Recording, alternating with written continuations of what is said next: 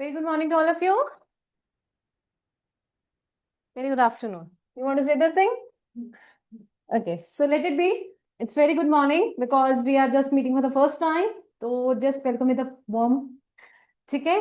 Okay, so today is your demo lecture of your English. So we're going to start with English. ठीक है?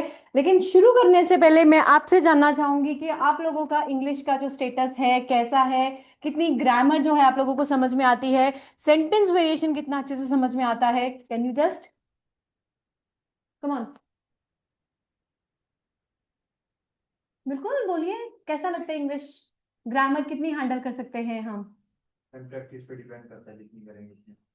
नहीं, अभी right now अगर मैं बोलूँ तो वो तो आप प्रैक्टिस तो करोगे. टॉपिक्स तो सब किए हुए हैं जितने भी हैं बाहर। Okay, that's very good. English grammar आपके अकॉर्डिंग. ओ वाओ, तो ऑनेस्ट आंसर. 30-40% मीन्स समथिंग, पता है.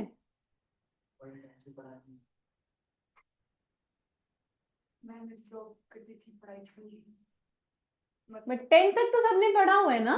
मैं उस बेसिस पे पूछ रही हूँ कि हाँ चलो हम कितना हैंडल कर सकते हैं कि इंग्लिश का अगर कोई स्टेटमेंट हमारे सामने आता है तो उसके अकॉर्डिंग आपके लिए पहले क्लास लगाइए. ये जो कॉम्पिटेटिव वाला ये भी पढ़ा है, बाकी स्कूलिंग तो इंग्लिश मीडियम स्कूल. चलिए,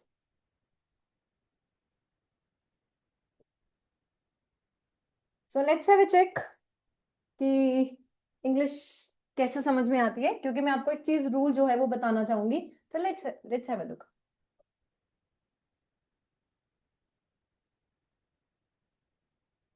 this is very simple statement and what you have to do is आपके पास दो ऑप्शंस हैं इसमें. ठीक है, so please fill in the blanks with the state. जो दिल करता है वो फिल कर दीजिए. I have no problem with it. Was. ठीक है,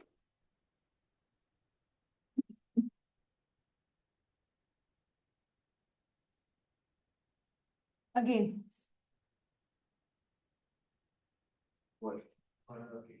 Working. What is the difference between both the statements? ये दिस यूज कर रहा है, दिस इज कंडीशनल। दोनों में सिर्फ ये स्टेटमेंट का फर्क है कि एक रूल इंग्लिश का ये स्टैंड करता है कि सुनने वाली ग्रामर को कभी हैंडल नहीं करना है.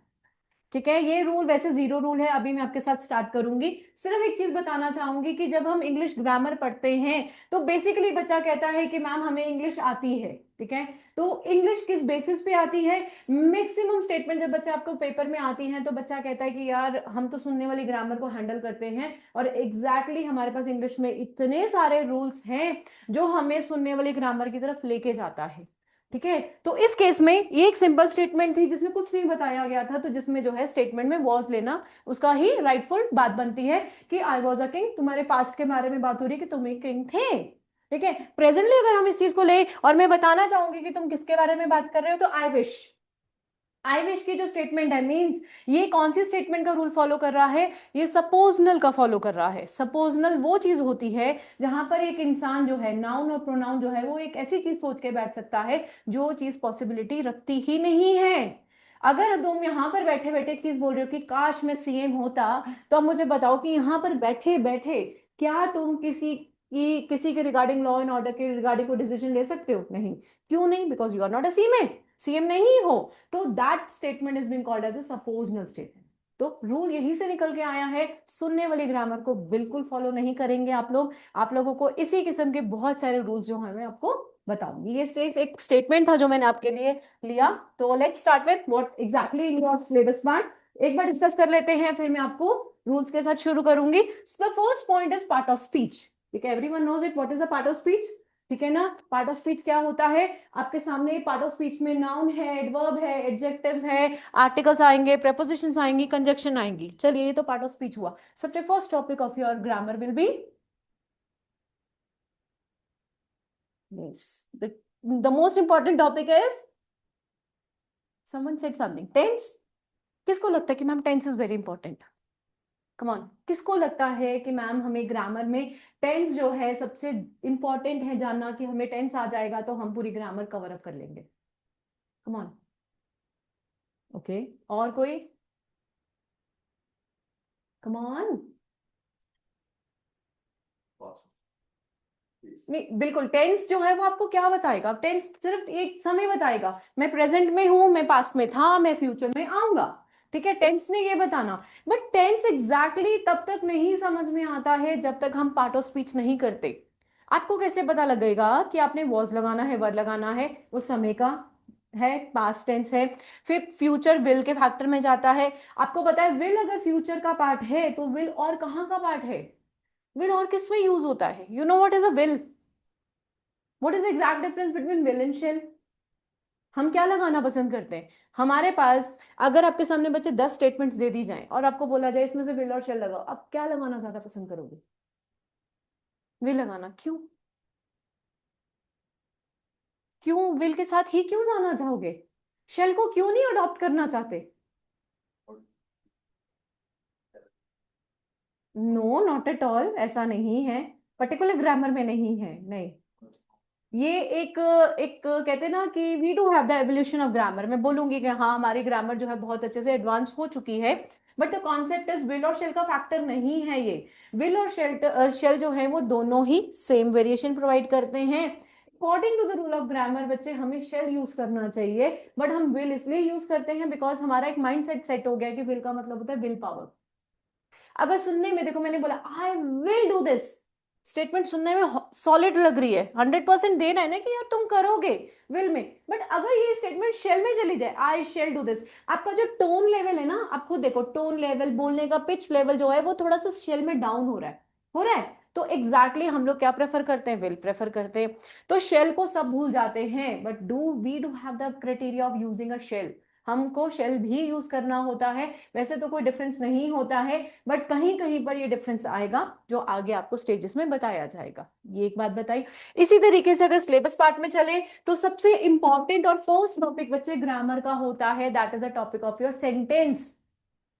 आप नाउन जान जाओगे, आपको प्रोनाउन पता लगेगा, एडवर्ब्स, एडजेक्टिव्स, आर्टिकल्स, सब चीजें पता लगेंगी, बट इन सबको पता करने के लिए आपको एक जो टॉपिक है वो लेना पड़ेगा, that is a topic of your sentence. Sentence शुरू तो करें तभी हमें पता लगेगा कि नाउन किस तरीके से हैंडल होता है, प्रोनाउन कैसे आता है, ठीक है। सो बेसिकली ये रहेगा। फिर आपको पता है वर्ब्स में हम टेंसेस के पार्ट्स को डिस्कस करते हैं, बिकॉज वर्ब्स में हम कितने फॉर्म्स ऑफ वर्ब्स हैं हमारे पास? We are having 5 forms of verb, ठीक है, हमारे पास 5 फॉर्म्स ऑफ वर्ब है। आगे एक टॉपिक आता है, अभी एक स्लाइड आएगी फिर मैं आपको बताऊंगी। फिर आपका इसमें सेंटेंस स्ट्रक्चर आता है, सेंटेंस इंप्रूवमेंट आता है, अरेंजमेंट्स आती हैं आपको। और सेंटेंस स्ट्रक्चर में सबसे बड़ी प्रॉब्लम ये आती है बच्चों को, मैम कैसे किसको कैसे ज्वाइन करें, हमें कैसे पता लगेगा कि पीक्यूआर के स्टेटमेंट में कौन जो स्टेटमेंट है किसके बाद आनी है? बच्चे बहुत ही राइटफुल आंसर है, पार्ट ऑफ स्पीच को समझ जाओ, कौन सी पोजीशन किसकी कहां पर आती है, आपको सेंटेंस स्ट्रक्चर ज्वाइन करना अपने आप आ जाएगा, बिकॉज पार्ट ऑफ स्पीच ही होता है, हर एक स्टेटमेंट ग्रामर हैंडल करता है। उसी के साथ we do have the transformation, transformation है, नरेशन है, ज्वाइनिंग ऑफ द सेंटेंस आपके आते हैं। देखा जाए तो ये सारी जो प्रैक्टिकल एक्सरसाइजेज हैं, और ये बच्चे हम तभी फॉलो कर पाएंगे जब हमें क्या पता लगेगा? ग्रामर का पता लगेगा। Means your basic part of speech, your tenses, your voice, your क्या कहते हैं प्रेपोजिशन, योर कंजक्शन पार्ट, ठीक है। Then goes with articles and preposition. Article and preposition दोनों साइड साइड चलते हैं, ऐसा क्यों? आर्टिकल और प्रेपोजिशन दोनों साइड साइड चलते हैं, व्हाई? Any idea? आर्टिकल का टॉपिक कौन से नंबर पे आता है पार्ट ऑफ स्पीच में? 3rd नंबर पे आता है। नाउन, नाउन के बाद प्रोनाउन, प्रोनाउन के बाद बच्चे आर्टिकल।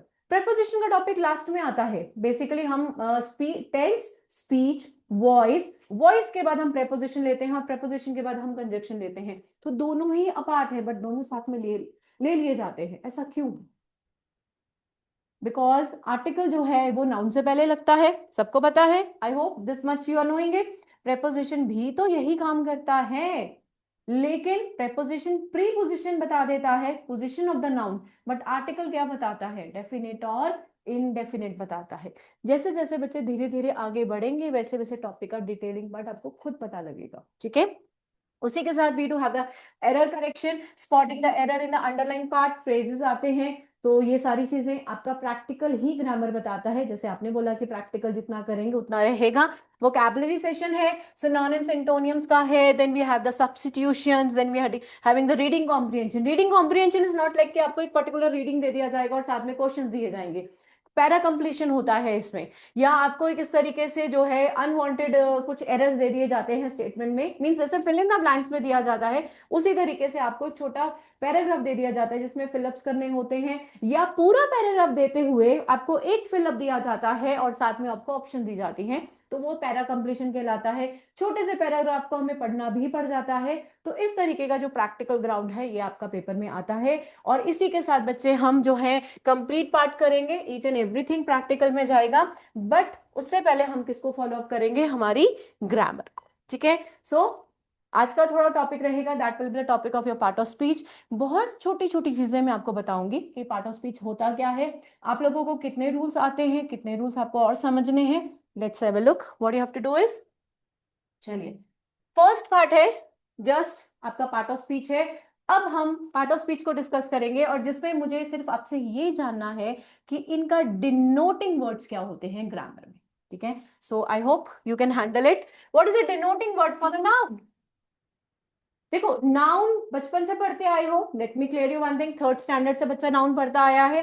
अगर थर्ड में डेफिनेशन थी noun is a name place animal thing, ठीक है, मैं भी यही बोलूंगी, मैं इसको चेंज नहीं कर सकती हूँ, मैं भी नेम प्लेस एनिमल थिंग बोलूंगी। बट नाउन आपको क्या सिखाता है? मतलब अगर आपको grammar point of view practical paper देना है तो नाउन में मुझे नेम प्लेस एनिमल थिंग से कोई मतलब नहीं है, क्योंकि मैं कोई गेम नहीं खेलने वाली हूँ आपके साथ। अब ग्रामर में आप गेम नहीं खेलोगे, आप ग्रामर हैंडल करोगे। तो नाउन के लिए क्या जानना आप लोगों को जरूरी है कि हम नाउन इस तरीके से ले सकते हैं, what is the basic criteria? Not exactly, हाँ ठीक है, मान सकते हैं, वो तो उसके पार्ट में आ जाएगा ना, काउंटेबल अनकाउंटेबल में आ जाएगा। बट नाउन एक ऐसी चीज बताता है जिससे हम दो टॉपिक्स को कोरिलेट करते हैं, फर्स्ट थिंग, साथ में हमें उसी के द्वारा जानने के लिए हम एक अगला टॉपिक जो है समझ पाएंगे। और आप लोगों को बहुत कॉमनली पता है ये चीज। कम ऑन, नाउन में आप क्या क्या पढ़ते हो?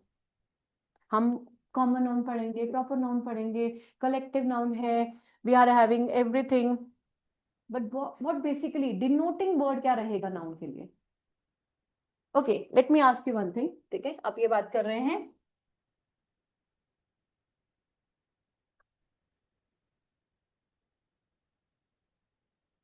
Can you fill up the statement, fill in the line, simple verb दीजिए। ओके, इज, ठीक है, why you got this is कैसे आया? कौन सिंगुलर है? ठीक है, एग्जैक्टली exactly. आपको कैसे पता लगा कि यार वर्ब जो है वो इज जाना है, मुझे ये बताओ, कहां से पता लगा? गर्ल से पता लगा, समझ रहे हो, गर्ल से पता लगा, और गर्ल क्या है? It's a noun. तो first denoting value that noun provide you is बच्चे singular and plural.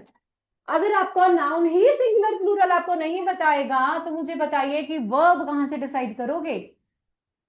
Are you getting the point? Common noun मैंने बता दिया, काउंटेबल बता दिया, सब कुछ बता दिया, but the more important concept is कि अगर आपको सिंगुलर प्लूरल का नहीं पता लगेगा आप अपने वर्ब को जस्टिफाई नहीं कर सकते। और इस चीज को क्या कहते हैं? जब हम नाउन का सिंगुलर प्लूरल स्टडी करते हैं अपने वर्ब के सिंगुलर प्लूरल से, तो इस चीज को क्या कहा जाता है? इस चीज को कहा जाता है सिंटेक्स।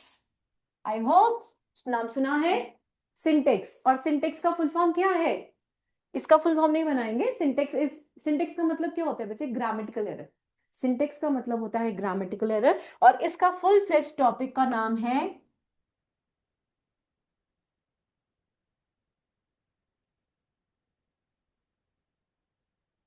Subject verb agreement. अब मुझे बताओ कि आपको इस कहां, ये तो मैंने एक सिंपल दिया ना, तो आप लोगों ने रेंडमली आंसर कर दिया, क्यों? क्योंकि हम बचपन से पढ़ते आए हैं ये चीज। बट द कॉन्सेप्ट इज, यहां पर ये टॉपिक आपको बताएगा कि हमें एग्जैक्टली वर्ब लेना कौन सा होता है। जब बच्चे बोलते हैं कि मैम हमें टेंसेस इंपॉर्टेंट है, अब मैं आपकी बात यहां पर क्लियर करूंगी, ये टेंसेस आर इंपॉर्टेंट। मैं आपको एग्जैक्टली लिखवा देती हूँ कि टेंसेस प्रेजेंट है, आप लोग कॉन्टिन्यूज में है इसमें वर्ड यूज कीजिए, पास्ट में है वॉज वर्ड यूज कीजिए, फ्यूचर में विल यूज कीजिए, बट द कॉन्सेप्ट इज कौन सा वर्ब यूज करना है वो ये बताता है। Subject verb agreement is a main topic of your grammar. और the most important concept is, बच्चे अगर किसी बच्चे को ये टॉपिक आ जाता है तो प्लीज ये मेरी तरफ से आपको मैं गारंटी दूंगी कि 60% grammar is in your hand. अगर आप सब्जेक्ट वर्ब एग्रीमेंट कर लेते हो तो आपका 60% जो है ग्रामर आपके हाथ में आ जाएगी। आपका पेपर आप लोग सॉल्व कर सकते हो बिना टेंसेस के भी और बिना आपके वॉइस और स्पीच के भी, बिकॉज स्पीच में भी वही आएगा, टेंसेस आते हैं, सब्जेक्ट वर्ब एग्रीमेंट हमें सिखा देते हैं, काफी चीजें सब्जेक्ट वर्ब एग्रीमेंट ही बताता है, ठीक है। और इन इसको जानने के लिए हमें क्या करना होगा, हमें अपने सब्जेक्ट को पढ़ना होता है, हमें अपने सब्जेक्ट को लर्न करना पड़ेगा कि होता क्या है, फिर हम वर्ब को स्टडी करते हैं। जब हम इन दोनों को स्टडी कर लेंगे तब हम इसका एग्रीमेंट सेट करते हैं। एग्रीमेंट का मतलब, सब्जेक्ट कहता है मैं सिंगुलर हूं, वर्ब कहेगा मेरा वर्ब भी सिंगुलर जाए, वर्ब कहता है मैं प्लूरल हूं, मेरा सब्जेक्ट भी प्लूरल जाए। और इस चीज को हम इसका बेस रूल मानते हैं। दैट इज द रीजन कि सब्जेक्ट वर्ब एग्रीमेंट बच्चों के लिए जानना जरूरी है अगर आप अपना पेपर 60% प्रॉपरली अटेम्प्ट करना चाहेंगे। बिकॉज बच्चे टेंसेस और ग्रामर,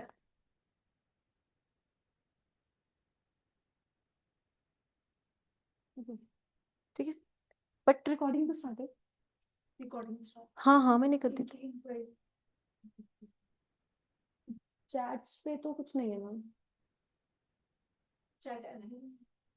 मैम एक बार देख लो, चैट तो ऐसा कुछ नहीं है।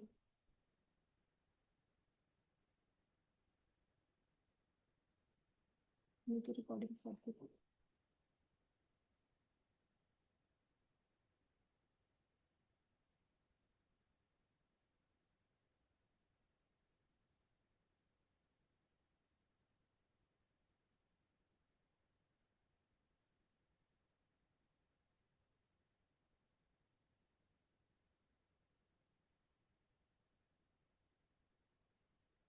आपके पास आ रही है chats?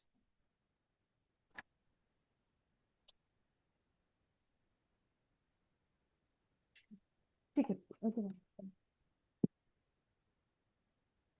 Okay. So basic topic after your part of speech syntax का टॉपिक रहेगा जो आपको करवाया जाएगा।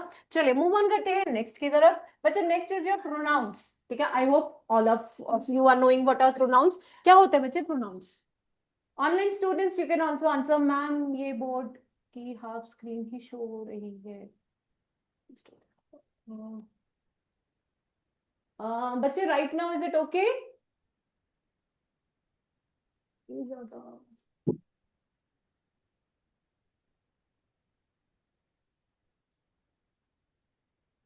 Okay I hope now it is okay, hopefully. चलिए what are pronouns, come on. Getting the noun. Yes we are basically used in a place of a noun, ठीक है, जिसे हम रिप्लेसमेंट कहते हैं, ठीक है। तो now the concept is pronouns के लिए we do have the different name, हमारे पास एक अलग नाम भी है प्रोनाउंस का। अब बच्चे प्रोनाउंस को कोई प्रोनाउंस नहीं बुलाता, प्लीज याद रख लेना। We do have the other name and that other name is being called as antecedent. इसे एंटीसीडेंट कहा जाता है। और एंटीसीडेंट एक वोकैबुलरी वर्ड है जिसका मतलब क्या होता है, रिप्लेसमेंट, ठीक है। आगे जाके बच्चे मैं आपको वोकैबुलरी भी करवाऊंगी, आपको इडियम्स एंड फ्रेजेस भी करवाए जाएंगे।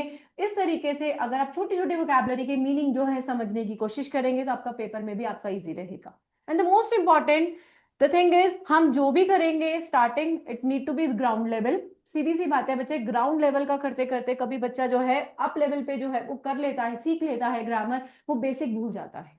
We have to go with ground, ताकि ग्राउंड लेवल की अगर हम ग्रामर करते हैं तो हम इजी मॉडरेट या एवरेज लेवल का ग्रामर जो है वो इजीली हैंडल कर लेंगे, ठीक है। That is a basic thing. अब नाउन का रिप्लेसमेंट कौन दे रहा है? प्रोनाउंस दे रहा है in a very simple way. Pronouns देता तो है रिप्लेसमेंट, लेकिन आपको पता है कभी भी बच्चे नाउन प्रोनाउन आपको एक साथ नजर नहीं आते, नेवर। कभी सोचा है कि नाउन प्रोनाउन एक साथ क्यों नहीं नजर आते? अगर मैं आपका ये स्टेटमेंट बोलती हूँ,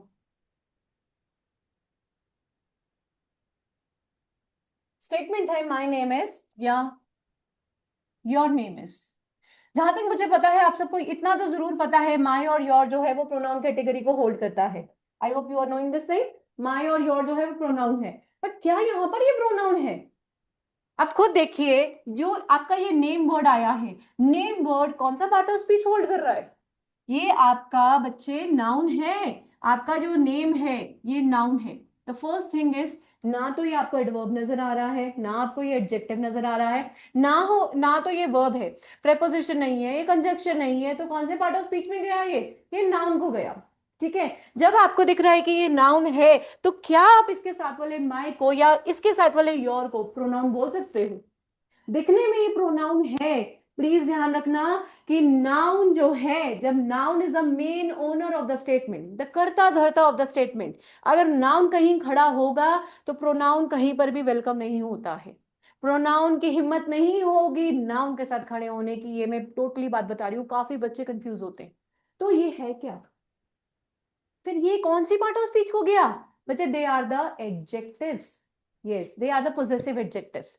ये पोजेसिव एडजेक्टिव की कैटेगरी को हैंडल करवा दिया जाता है। लेकिन अगर आपके माए और आपके नेम के बीच में कोई भी आ जाए, अभी तो नहीं आएगा बिकॉज स्टेटमेंट बन नहीं रही है, अगर आपके माए और नेम के बीच में कोई भी आ जाए, तो माए तो आपका क्या कहलाएगा? प्रोनाउन ही कहलाएगा। फिर हम उसको एडजेक्टिव नहीं बोल पाएंगे।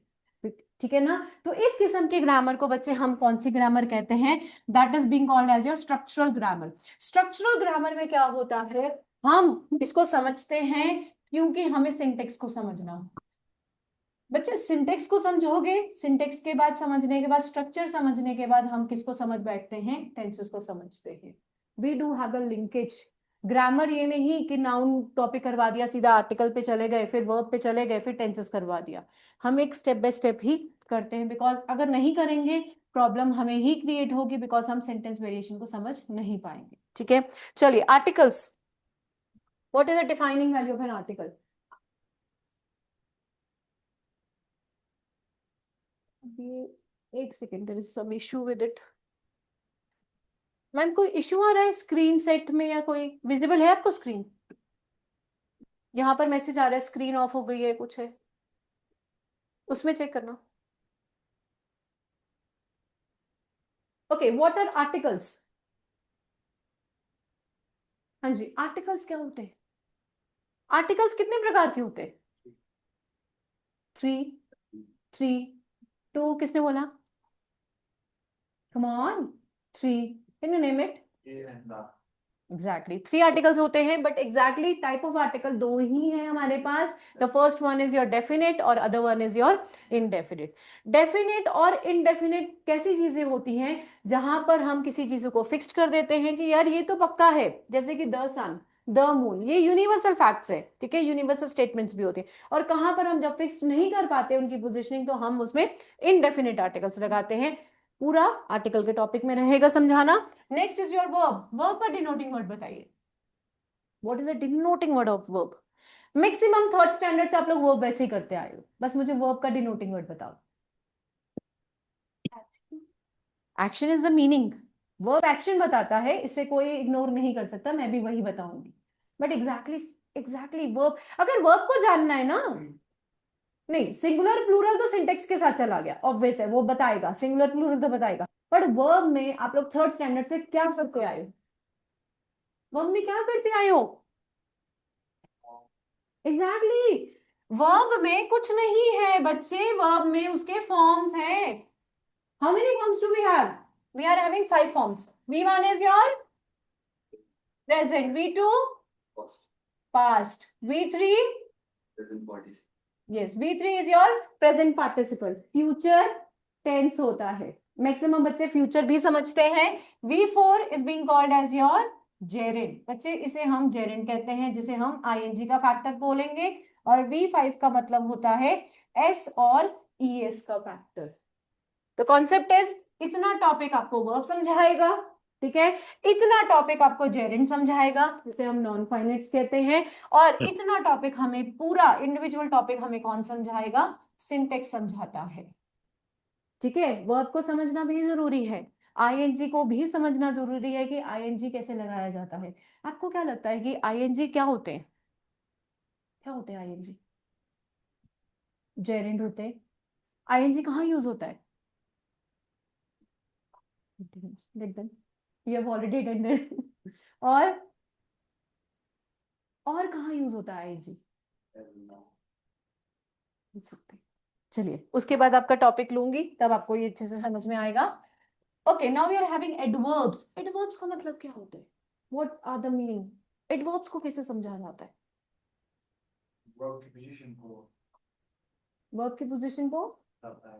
वर्ब वर्ब की के साथ पोजीशन, अलिफ लगाया है उसकी यूज होता है उसका। अगर मैं वर्ब के डिनोट एडवर्ब का डिनोटिंग वर्ड बोलूं तो बच्चे क्या मैं ये नहीं बोल सकती कि एडवर्ब जो है वो एल वाई का फैक्टर होते हैं? Yes. एल वाई का फैक्टर बेसिकली होते हैं, लेकिन वो कितने बेसिक फैक्टर होते हैं? वो सिर्फ 80% क्राइटेरिया में एल वाई जहां लगाया जाता है उसे हम एडवर्ब्स कहते हैं, अपार्ट फ्रॉम नहीं कहते हैं, because we do have some other adverbs. पहली बात तो ये। दूसरी बात, एडवर्ब्स का कोई कनेक्शन आपके नाउन और प्रोनाउन से नहीं होता है। कभी एडवर्ब नाउन प्रोनाउन के बारे में कोई वार्तालाप नहीं करते, छेड़ नहीं सकते। मैं आपको ये चीजें बताऊंगी कि कौन सी चीज किसको इफेक्ट करती है, कौन सी चीज किसके ऊपर असर डालती है, क्योंकि हमें ग्रामर में उनकी पोजीशन यही समझनी होती है। Now the next one is your adjective. What is the denoting value of adjective? The most important, only बचपन से पढ़ते आए हो, डिग्री। अगर एडजेक्टिव का एक पर्टिकुलर, अगर मैं सिर्फ एडजेक्टिव का टॉपिक आपको डिफाइन करवाऊं तो मोस्ट इंपॉर्टेंट एडजेक्टिव का इंडिविजुअल अगर क्वेश्चन आए तो वो सिर्फ उसके डिग्री पार्ट पे आता है। ठीक है, एडजेक्टिव मर्ज होगा नाउन प्रोनाउन के साथ, बच्चे मर्ज करवाया जाएगा और उसका मर्जिंग क्वेश्चन नाउन या प्रोनाउन के साथ आता है। लेकिन अगर एडजेक्टिव अपना इंडिविजुअल स्टेटस लेके आया तो वो डिग्री लेके आएगा। ठीक है ना? तो डिग्री के वेरिएशंस हैं हमारे पास कि किस तरीके से डिग्री यूज की जाती है। उसी की तरीके से प्रीपोजिशन है, that is telling you the preposition of the noun. And conjunction is the most simpler topic in your grammar, क्योंकि सिर्फ उसका एक ही काम होता है। क्या काम होता है? ज्वाइन। पूरी ग्रामर में सिर्फ एक ग्रामर पार्ट को उसका एक्चुअल में काम बताया कि मैंने क्या करना है, क्योंकि बाकी सारे टॉपिक्स एक साथ मर्ज होते हैं। कंजक्शन को सिर्फ मुझे ये पता है कि यार मेरे सामने तुम किसी भी तरीके का सेंटेंस ले आओ, मुझे सिर्फ एक ही काम करना है, ज्वाइनिंग का काम, दैट्स इट, और उसने कुछ नहीं करना। अपार्ट फ्रॉम ऐसे टॉपिक्स रहेंगे, ये स्टार्टिंग टॉपिक रहेगा आपका। इसके बाद we are going to move with syntax. यहाँ पर सिंटेक्स आएगा, सिंटेक्स के बाद आपका टेंसेस आएगा, then we are going to have voice, then have speech, sorry ये पहले आएगा ये बाद में आएगा, और उसके बाद हम लेंगे फिर preposition and your conjunction topic. तो ये रहेगा आपका कंप्लीट ग्रामर का फ्लो चार्ट जो हम लोग करने वाले हैं स्टार्ट। ठीक है, so let's start with the first part of your grammar, that is rule zero. चलिए पहले रूल जीरो को समझ लेते हैं, इसी के साथ मैं आपको फिर नेक्स्ट स्टेप पे लेके जाऊंगी और धीरे धीरे हर एक चीज जो है वो समझेंगे। अब now the important question is, बच्चे जैसे जैसे ग्रामर बढ़ेगी, अगर आपको एक टॉपिक बताया गया है वही टॉपिक डिस्कस किया जाएगा। उस टॉपिक में आर्टिकल भी आ सकता है, उस टॉपिक में वर्ब भी आएगा, उस टॉपिक में एडवर्ब एडजेक्टिव भी वेलकम होते हैं, बट हम उनको डिस्कस नहीं करेंगे। बिकॉज अभी अगर नाउन चलेगा तो सिर्फ नाउन को डिस्कस किया जाएगा, जब प्रोनाउन चलेगा तो नाउन और प्रोनाउन को क्या कर दिया जाएगा? मर्ज किया जाएगा। नाउन प्रोनाउन के बाद आर्टिकल आएगा तो तीनों टॉपिक मर्ज होके आपके सामने आएंगे। जैसे जैसे आगे ग्रामर बढ़ेगी वैसे वैसे टॉपिक मर्ज होते जाएंगे। ठीक है, so let's start with the first rule zero. Okay, what rule zero says? ये रूल जीरो बच्चे आपके एंड ऑफ द स्टेटमेंट में जाके यूज होंगे। मैं अभी नहीं बोलूंगी कि देखो अभी यूज होने वाले हैं, बिल्कुल यूज नहीं होने वाले हैं। ये इसलिए अभी यूज नहीं होंगे बिकॉज आपको मैं कहीं से भी अभी सेंटेंसेस नहीं करवा रही। अभी मैं आपको कोई भी प्रैक्टिकल पार्ट में नहीं डालूंगी, अभी मैं आपको पजल्ड ग्रामर ही करवाऊंगी। सेपरेटली नाउन समझाया जाएगा, प्रोनाउन करवाया जाएगा, उनका एक्सरसाइज पार्ट रहेगा। आपको एक टॉपिक का एक्सरसाइज पार्ट, उनके जो रिलेटेड जो चीजें हैं वो भी प्रोवाइडेड की जाएंगी, बट धीरे धीरे आप लोग चीजों को कनेक्ट करोगे। अभी आप किसी भी चीज को कनेक्ट करने की कोशिश मत करना, बिकॉज एग्जैक्टली एंड पे जाके आपको रूल समझ में आता है। ठीक है, चलिए रूल जीरो सेज कि आपने जो रूल सही बोला था कि हम सबसे पहले चेक करते हैं कि इस दुनिया में दो किस्म के लोग होते हैं, और दो किस्म के लोगों को क्या कहा जाता है? Living and non living. बच्चे हमारे पास ग्रामर में रूल है कि हमने अपना वर्ब कैसे डिसाइड करना है। हमारे पास दो चीजें होती हैं, या तो वो लिविंग होंगी या तो वो नॉन लिविंग होंगी। कैसे? बिकॉज हमारे पास कॉमन नाउन है, हमारे पास प्रॉपर नाउन है, कॉमन नाउन है, प्रॉपर नाउन है, बट बच्चे हमारे पास कॉन्क्रीट भी तो है।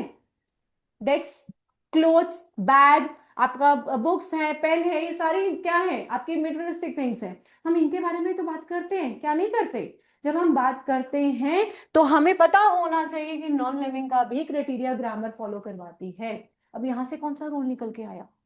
मैम ये तो हमें पहले भी पता था। इसमें से कौन सा रूल आया फिर निकल के ग्रामर में? ग्रामर ये कहती है कि बच्चे हम दो चीजों के बारे में बात करेंगे, लिविंग और नॉन लिविंग के बारे में बात करेंगे। तो इसके अलावा जो भी चीजें आती हैं, क्या आएंगी, कोई बता सकता है इसके अलावा?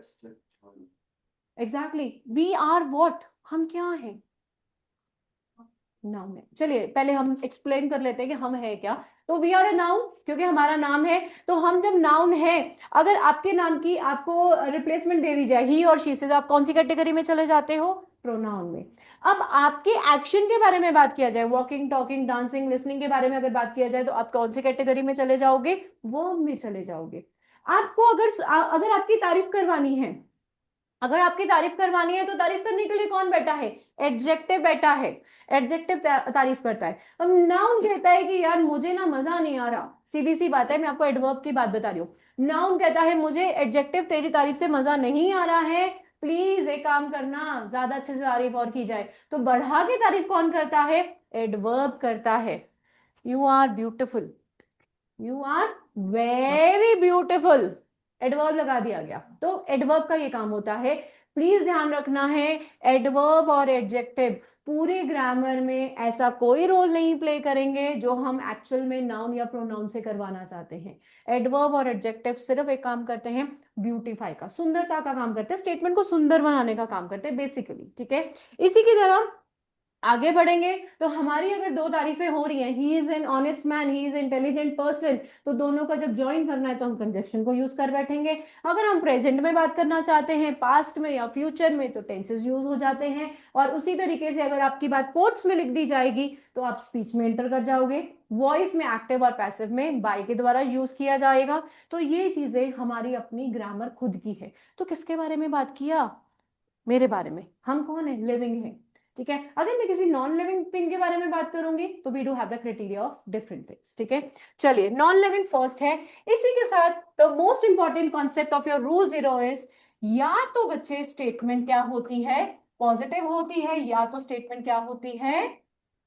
नेगेटिव। याद रख लेना, ये इतना इंपॉर्टेंट रूल है जो आपको आपके पेपर्स में काम आएगा। Can you explain me how? The other one, आपको कैसा लगता है कि नेगेटिव और पॉजिटिव किस वे में बताया गया है? Anyone, come on. हाँ जी। जब सेंटेंस पढ़ेंगे उसके बाद लग जाएगा पता। हाँ, तो what we have to do with it? अगर स्टेटमेंट को हैंडल करना है, तो वी नो दैट कि एक स्टेटमेंट पॉजिटिव है, नेगेटिव है। Why not we are having a neutral statement? अगर हम एक सोसाइटी बेस्ड ग्रामर के बारे में बात करें, यार बाहर बात होती है, दो तीन फ्रेंड्स खड़े हैं, तो जैसे ग्रुप है, 5 फ्रेंड्स का ग्रुप है, जो है बात अगर चल रही होगी किसी भी टॉपिक पे, तो बोलेगा यार मैं तेरे साथ भी हूँ, मैं तेरे साथ भी हूँ। ठीक है, ये तो एक आउटसाइड ग्रामर हुई। बट ग्रामर कहता है कि प्लीज आप लोग देखिए कि स्टेटमेंट दो किस्म की ही होंगी, या तो वो पॉजिटिव होंगी, या तो वो बच्चे नेगेटिव होंगी। ग्रामर कभी भी न्यूट्रल स्टेटमेंट हैंडल नहीं करवाता है। आप लोग 50-50 की रेशियो में ग्रामर में नहीं जा सकते हो। अगर आप बोलोगे कि हम इस सेंटेंस के साथ भी हैं और इसके साथ भी है, हम ऐसा नहीं करेंगे। I tell you the reason. क्या होता है कि एग्जामिनर ने आपको एक स्टेटमेंट क्वेश्चन प्रोवाइड किया, any of the statement provide किया, जैसे हम डबल फिलअप्स कहते हैं। डबल फिलअप आया, डबल फिलअप में क्या हुआ कि एग्जामिनर ने हमें एक ऐसी स्टेटमेंट दी जिसमें हमें नहीं पता लगा, जिसमें हमें कुछ रिकॉग्नाइजेशन हुआ ही नहीं कि बच्चे पॉजिटिव है कि नेगेटिव है। आपको कभी कभी नहीं पता लगता, क्यों? एग्जामिनर क्या देता है? वर्ब दे देता है बस। आपको एक स्टेटमेंट में सिर्फ वर्ब दे दिया गया होगा, और वर्ब से हम नहीं आइडेंटिफाई कर पाते हैं कि statement need to be negative और statement need to be positive. हमें कोई ऑर्डर नहीं पता लगा। जब हमें ऑर्डर नहीं पता लगा है, मींस अकॉर्डिंग टू द आपका जो है एग्जामिनर, उसने स्टेटमेंट कैसी दे दी? न्यूट्रल दे दी। एग्जामिनर ने स्टेटमेंट कैसी दी? Neutral. But rule of grammar says कि बच्चे न्यूट्रल ग्रामर में कोई स्टेटमेंट होती ही नहीं है। एग्जामिनर न्यूट्रल दे रहा है, हमें पता है ऐसा कोई रूल फॉलो नहीं किया जाता। आपके पास ऑप्शन दी गई हैं, you are getting option ABCD करके ऑप्शन दी गई हैं। याद रखना न्यूट्रल अगर एग्जामिनर ने दिया है तो first order need to be in positive, आप नेगेटिव ऑर्डर दे नहीं सकते। हम कभी भी किसी भी स्टेटमेंट की शुरुआत नेगेटिव ऑर्डर से नहीं करते, वहां नहीं करते हैं जहां पर हमें ऑलरेडी पता है कि स्टेटमेंट एग्जामिनर ने न्यूट्रल दे दी है। न्यूट्रल रूल है नहीं बच्चे, इसलिए बता रही हूं बिकॉज ये वाला जो रूल है, काफी बच्चे जो फिलअप करना चाहेंगे वो स्टार्टिंग में नेगेटिव ऑर्डर दे सकते हैं बिकॉज स्टेटमेंट नेगेटिव से सही लगती है।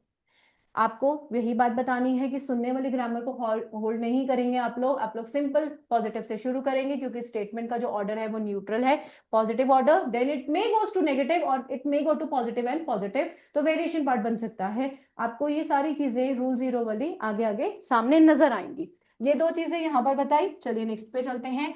नेक्स्ट से इसकी बच्चे जितनी भी चीजें होंगी ग्रामर में वो दो किस्म की ही होंगी, या तो वो डेफिनेट होंगी या तो वो क्या होंगी, इनडेफिनिट होगी। इन दोनों के अलावा और कुछ हो नहीं सकता। ठीक है, क्यों, ऐसा क्यों बोला गया, ऐसा क्यों बोला गया कि हमारे पास सिर्फ दो किस्म की चीजें होती है, तो डेफिनेट है indefinite, because this is being handled by which topic, article का टॉपिक इनको हैंडल करता है क्योंकि हमारे पास डेफिनेट इनडेफिनिट आर्टिकल्स हैं। और on the other hand side we have the topic of your prepositions also. बच्चे आप लोगों ने नाम सुना होगा फिक्स्ड प्रेपोजिशंस का, we do have the variations of the fixed preposition। तो सिर्फ डेफिनेट और इनडेफिनेट ही होता है, कोई भी ग्रामर का स्टेटमेंट इन्हीं दो रेशियोज पे चलता है, इसके अलावा और कुछ नहीं मिलेगा। ठीक है, so this is the basic part of your knowing the rule 0 part. चलिए रूल 0 है, अब स्टार्टिंग भी बता देते हैं कि किस तरीके से हैंडल होगा। The first topic is of your sentences. What is a sentence, कोई बता सकता है? What is a sentence? A group of words or that makes a complete sense, okay, anyone? और कुछ, anything else? बच्चे स्क्रीन, अच्छा एक मिनट, फिर 200 पे चली गई है, I hope will be okay. हाँ जी, a sentence is what, a group of words, basically group of words होता है। अब ग्रुप ऑफ वर्ड्स को एक पर्टिकुलर ऑर्डर दे दिया जाएगा तो बच्चे वो क्या कहलाएगा, एक सेंटेंस कहलाएगा। ठीक है, सेंटेंस कहलाएगा, लेकिन एक सेंटेंस को एक सेंटेंस तब बोला जाता है जब वो हमें क्या देता है, थॉट देता है। अगर मैंने आपसे पूछा व्हाट इज योर नेम, समझ में आया, आप क्या बोलोगे, आप उसका रिप्लाई पार्ट दोगे, मीन्स एक फीडबैक आता है। सेंटेंस तब एक सेंटेंस कहलाता है जब हम उसका फीडबैक मिल पाए तो हम उसे सेंटेंस कहते हैं। चलिए ये भी तो सेंटेंस है,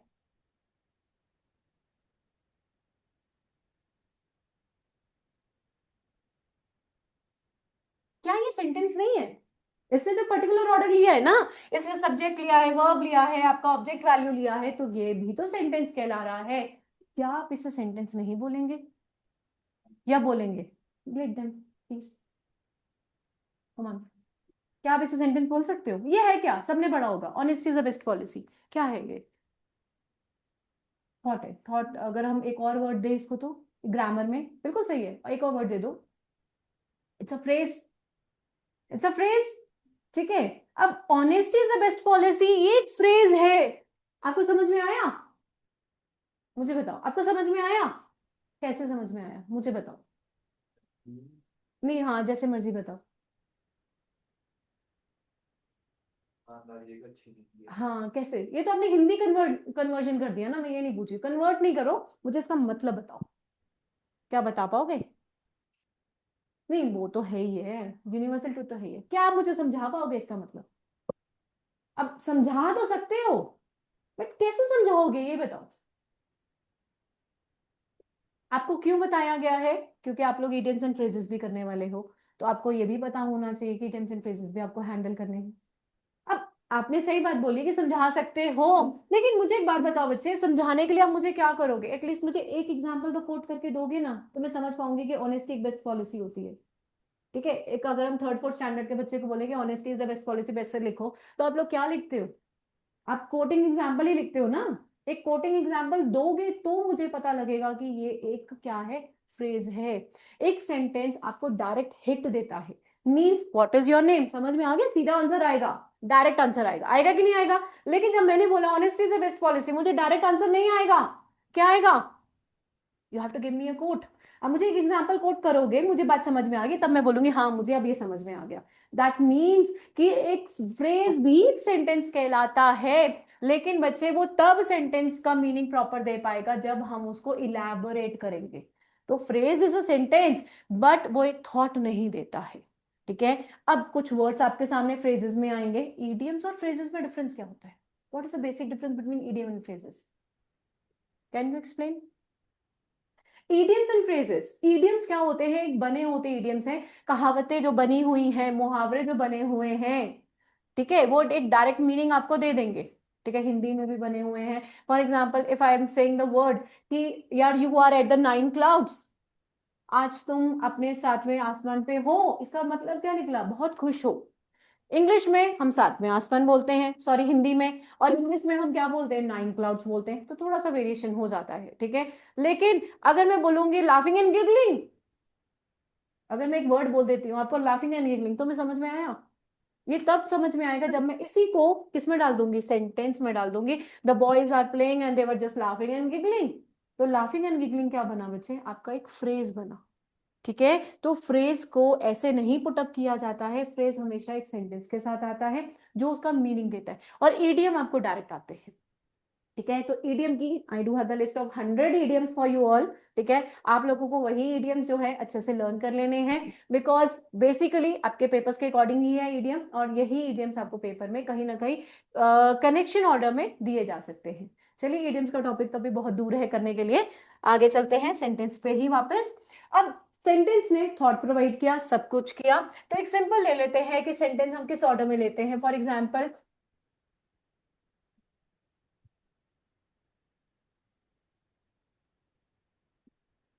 Rahul is a good boy, simple variation.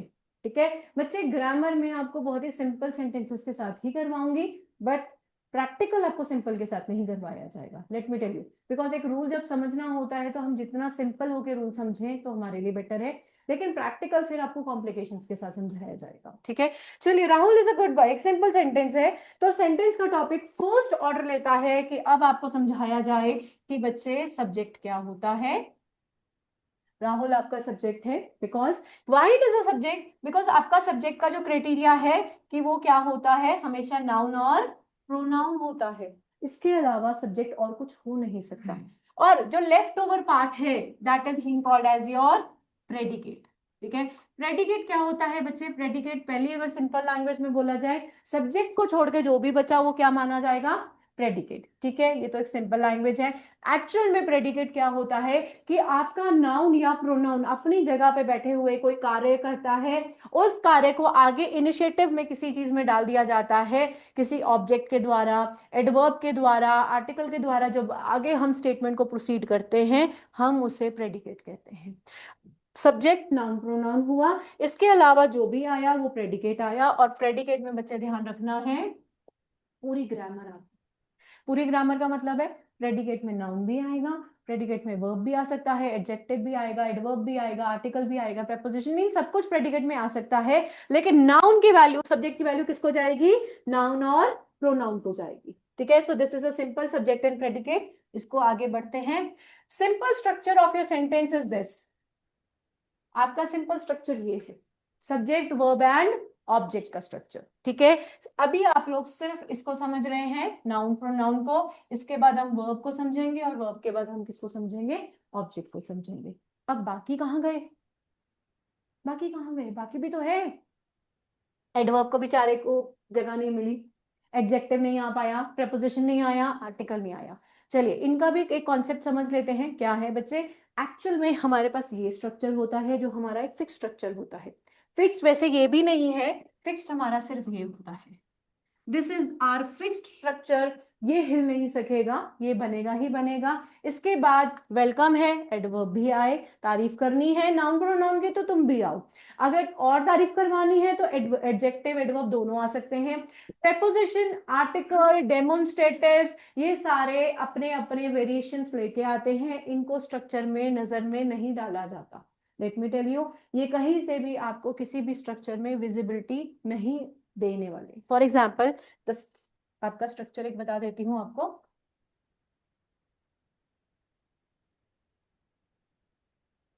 ये ना बच्चे आपका सिंपल प्रेजेंट टेंस का स्ट्रक्चर, ठीक है। आपका सब्जेक्ट है, subject goes to your noun and pronoun in a very simple way. आपका ये फॉर्म्स ऑफ वर्ब में आ गया, ये आपका ऑब्जेक्ट आ गया, ये आपका टाइम आ गया, ठीक है।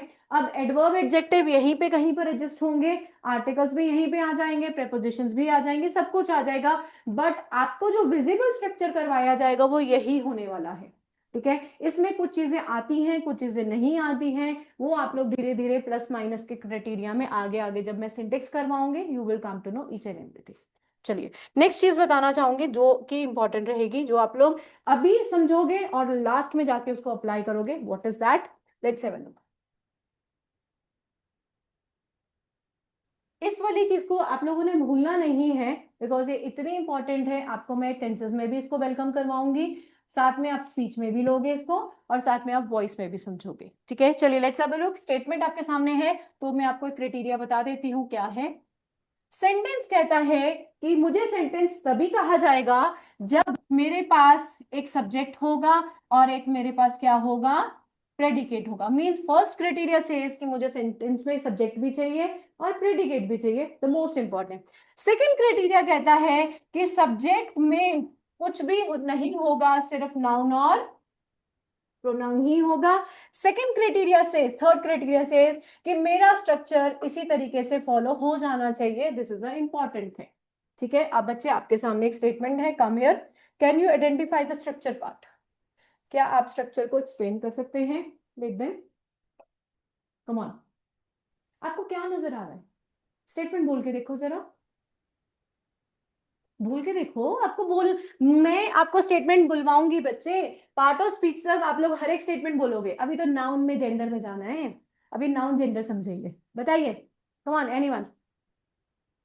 वो बोल सकते हो, बोल के दिखाओ बस। चलो इतना दिखा, इतना इतना काम कर सकते हैं आप लोग मेरे लिए। कम ऑन, प्लीज से the statement, come here, simple. अब आपको पता है बच्चे कम क्या होता है?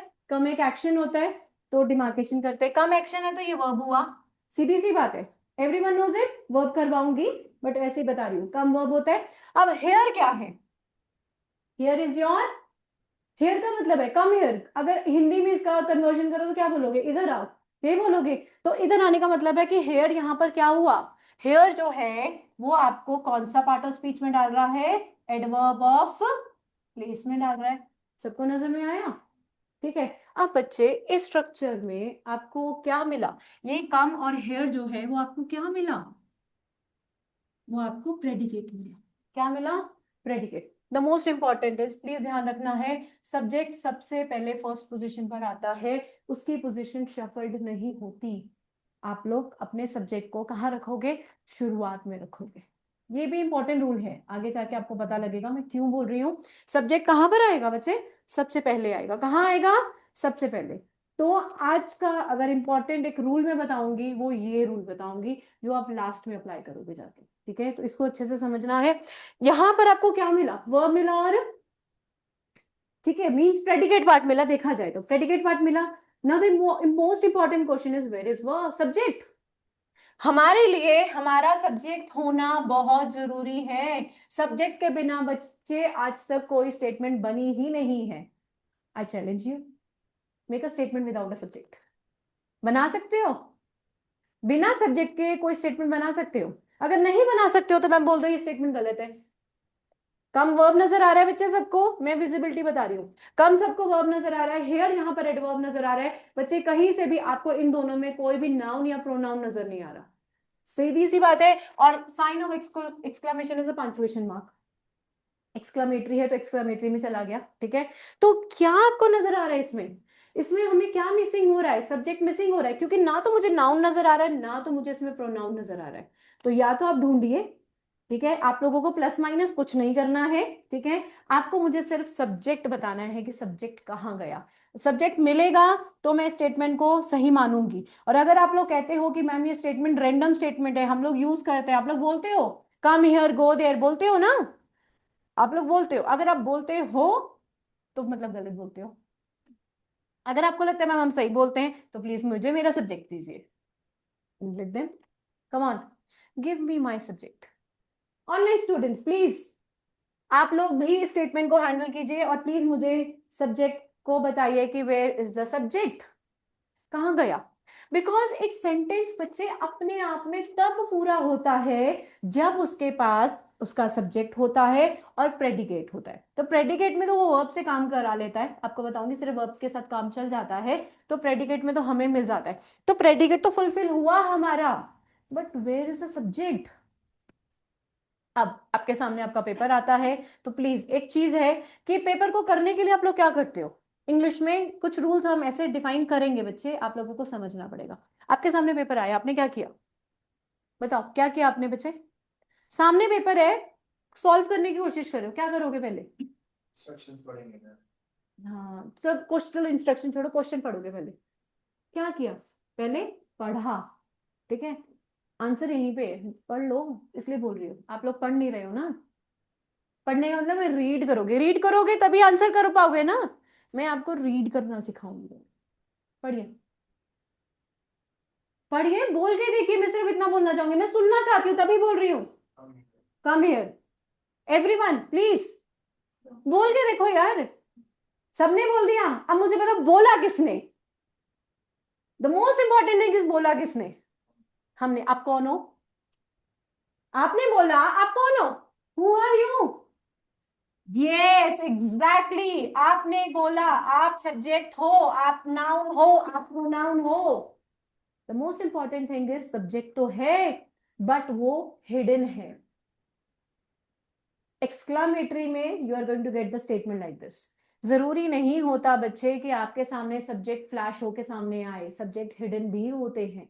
और हिडन होने का मतलब है, याद रखना, आप लोग आगे स्पीच करोगे, वॉइस करोगे, बहुत जगह पे हमें इन चीजों की डिमांड दी ही नहीं जाती है, स्टेटमेंट में एग्जामिनर इनको खा जाता है, सीधी सी बात है।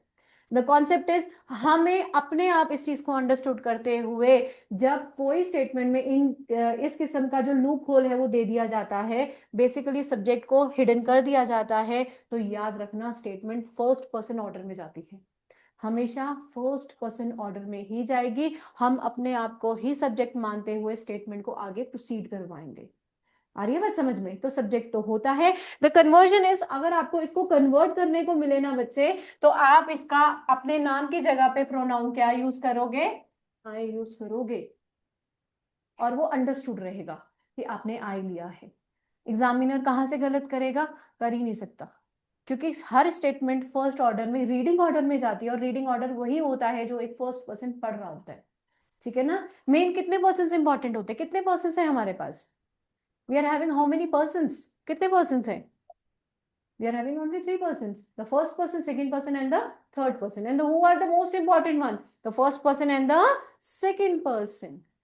अगर मैं बात कर रही हूँ, सपोज मैं आपसे बात कर रही हूँ ना, मेरा जिक्र है ना तुम्हारा जिक्र है, स्टेटमेंट में आएगा ना, मेरा जिक्र है ना तुम्हारा जिक्र है, अंडरस्टूड है कि आई जो है वो यू से बात कर रहा है, तो आपको लिखना पड़ेगा, अपने अकॉर्डिंग लिखना पड़ेगा, बिकॉज ये ग्रामर का अंडरस्टूड फैक्टर है, ठीक है ना। तो प्लीज याद रखना है कि there are so many cases जहां पर आपका सब्जेक्ट जो है वो कौन सा फॉलो कर सकता है ऑर्डर?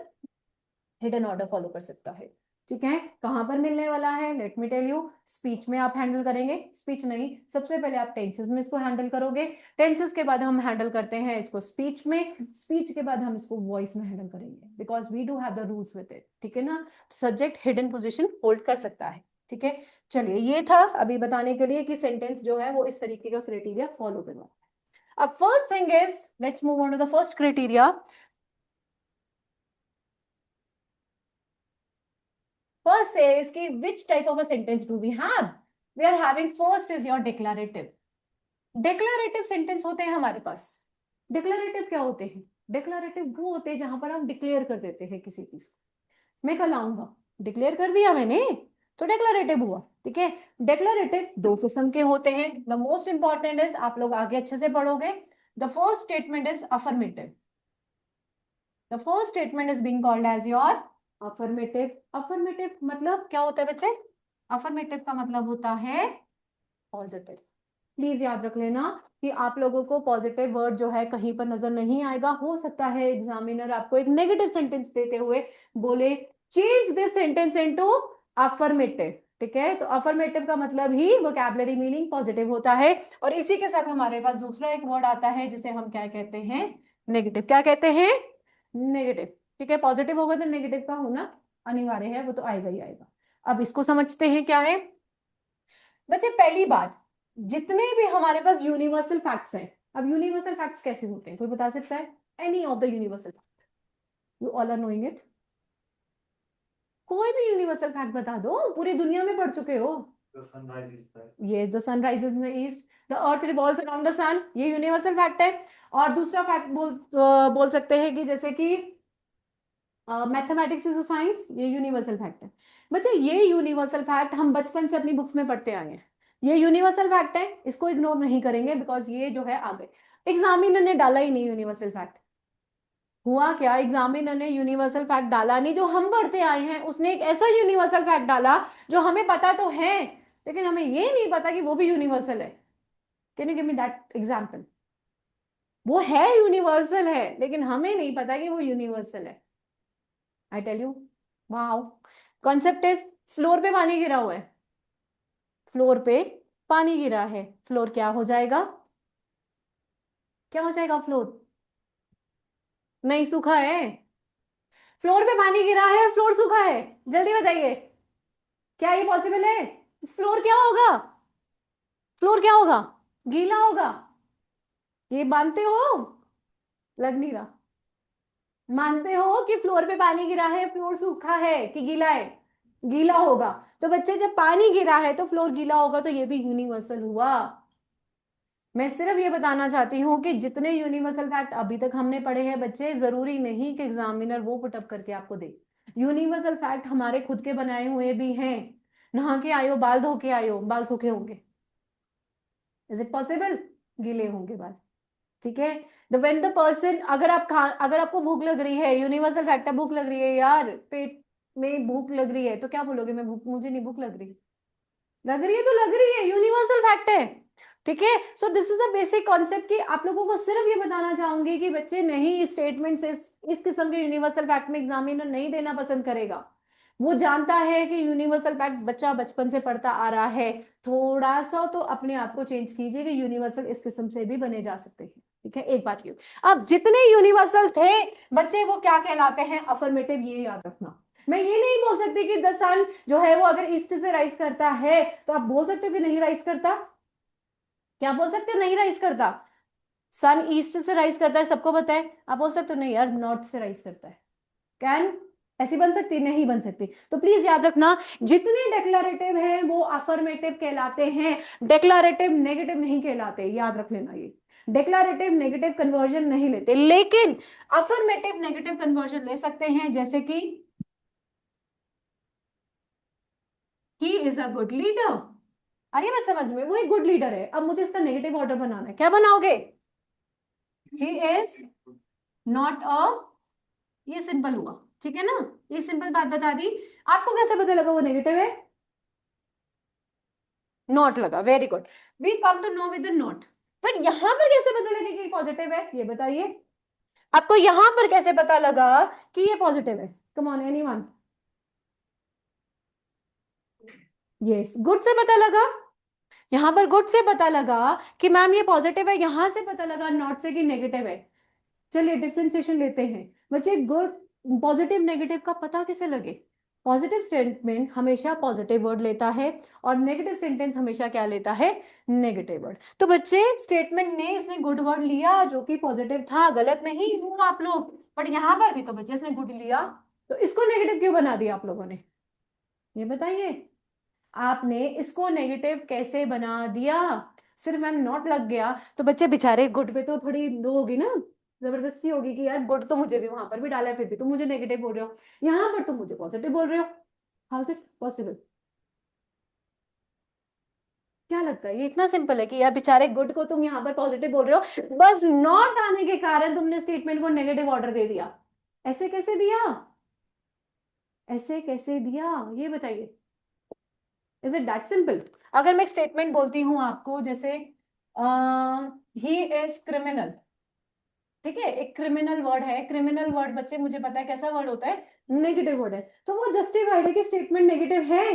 क्योंकि criminal is a negative word. बच्चे यहाँ तो गुड वर्ड जो है यहाँ पर यूज कर रहे हो, आप इसको पॉजिटिव बोल रहे हो, आप बेचारे इसी वर्ड को यहाँ पर भी यूज कर रहे हो, बट वहां पर आप उसको नेगेटिव बोल रहे हो। How is it possible? आप ऐसा क्यों कर रहे हो? बताइए क्यों करना चाहते हो ऐसा? Any answer, any relevant answer. Rule zero second यहाँ पर बताती हूँ आपको। एनी आइडिया, कुछ आइडिया आ रहा है माइंड में तो? ऑनलाइन स्टूडेंट्स कोई idea? Any anything that is coming in your mind? बच्चे इतना तो पता लगा ना कि नेगेटिव वर्ड से स्टेटमेंट नेगेटिव बनती है, ये पहली क्राइटेरिया। सेकंड क्राइटेरिया आपको ये पता लगा कि नॉट लगा के हम नेगेटिव बनाते हैं, बट यहाँ पर गुड वर्ड भी पॉजिटिव है। गुड वर्ड को आप इग्नोर नहीं कर सकते हो कि गुड वर्ड जो है वो पॉजिटिव है। बच्चे पॉजिटिव वर्ड अपना पॉजिटिविटी कभी खोता नहीं है, लेकिन वो नॉट के द्वारा लगाने से वो अपना पॉजिटिव एटीट्यूड खो चुका है। गुड लगाने के बाद नॉट लगाने के साथ हमारी स्टेटमेंट कौन से ऑर्डर में जा चुकी है? नेगेटिव ऑर्डर में। Rule says first come first serve. Grammar का रूल कहता है जो चीज पहले आई अगर उसका इंपॉर्टेंस वहां पर वैलिड है तो उसका ही ऑर्डर पूरी स्टेटमेंट में लिया जाएगा। तो देखो जरा, नॉट पहले आया कि गुड पहले आया? आई बात समझ में? तो ये सिर्फ समझ लेना कि मैम पॉजिटिव वर्ड जो है वो पॉजिटिव सेंटेंस क्रिएट करता है, बिल्कुल करता है, बट उसी पॉजिटिव वर्ड को अगर आप नेगेटिव ऑर्डर में भी डालते हो, लेकिन अगर वो उससे पहले कोई आप ऐसा नेगेटिव वर्ड देते हो जैसे नॉट दिया गया है, तो बच्चे नॉट जो है वो अपना सॉलिड पोजीशन होल्ड करवाएगा। आपका जो गुड वर्ड है उसका जो मेन फंक्शन है वो वहां पर काम नहीं आने वाला। ग्रामर का रूल कहता है जो चीज पहले आई आप लोग उसी को सॉल्व करेंगे। आपके लिए ये बहुत इंपॉर्टेंट रूल है। क्यों? आपको कभी कभी स्टेटमेंट में बाय चांस, बाय मिस्टेक दो एरर्स दिए जाते हैं और रेंडमली आपको एक एरर निकालना होता है।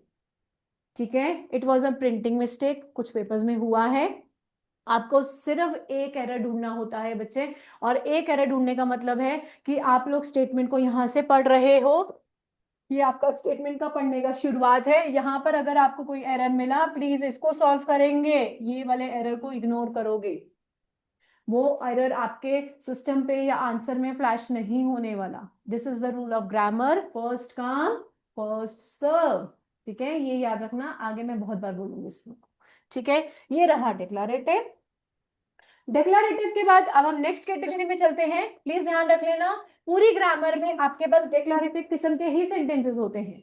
अब आपको मैं क्यों बता रही हूं बच्चे, अफर्मेटिव का मतलब होता है पॉजिटिव, ठीक है, यूनिवर्सल फैक्ट होते हैं डिक्लेरेटिव, आपको शायद पता होगा। स्पीच में और वॉइस में, स्पीच में और वॉइस में डिक्लेरेटिव यूनिवर्सल स्टेटमेंट्स को चेंज नहीं किया जाता है।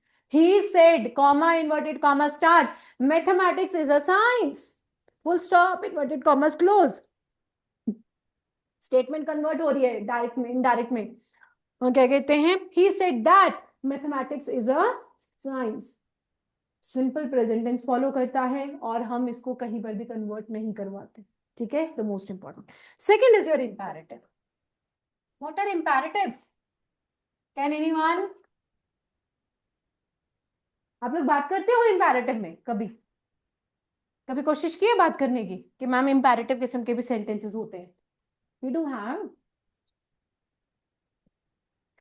चलिए, अब आपका कोई सीनियर है, आपका कोई टीचर है, लेक्चरर है, प्रोफेसर है, बच्चे आपको किसी चीज के लिए बोलेगा तो वो आपको क्या देगा? नो, वो आपको ऑर्डर देगा, वो आपको कमांड देगा, and that word is being used as order. Speech में, वॉइस में आप लोग यूज करोगे। उसी की तरीके से आप किसी से क्या करते हो? रिक्वेस्ट करते हो। What is the difference between command and request? आपको कैसे पता लगेगा कि मैम कमांड दिया गया है कि स्पीच ऑर्डर दिया गया है? How you come to know? First there are the two reason, two options कि हम ऐसे पता कर सकते हैं कि ऑर्डर है कि कमांड है, सॉरी ऑर्डर है कि रिक्वेस्ट है। बताइए, अगर मैं बोलूं शट द डोर, क्या था? और please shut the door. Yes, तो कैसे पता लगा? यस, आपका जो रिक्वेस्ट है प्लीज काइंडली वर्ड लेके आएगा, वो आपको बताएगा कि ये रिक्वेस्ट है। ऑर्डर में क्या होता है, आपका जो पिच लेवल, बच्चे देखो स्टेटमेंट को पढ़ना पड़ेगा। स्टेटमेंट जब रीडिंग मोड में डाली जाती है तब आपके बोलने का तरीका ही बदल जाता है। मुझे नहीं पता है कि अभी तक आपको रीडिंग करनी आती है कि नहीं आती, कि आप स्टेटमेंट को सिंपल ऑर्डर में ही पढ़ते आए हो। कभी पोएम्स पढ़ी हैं आप लोगों ने? कभी गाने के फॉर्म में पोएम्स पढ़ी हैं आप लोगों ने? राइमिंग में कभी पोएम्स पढ़ी है या एक स्टेटमेंट पढ़ी हो?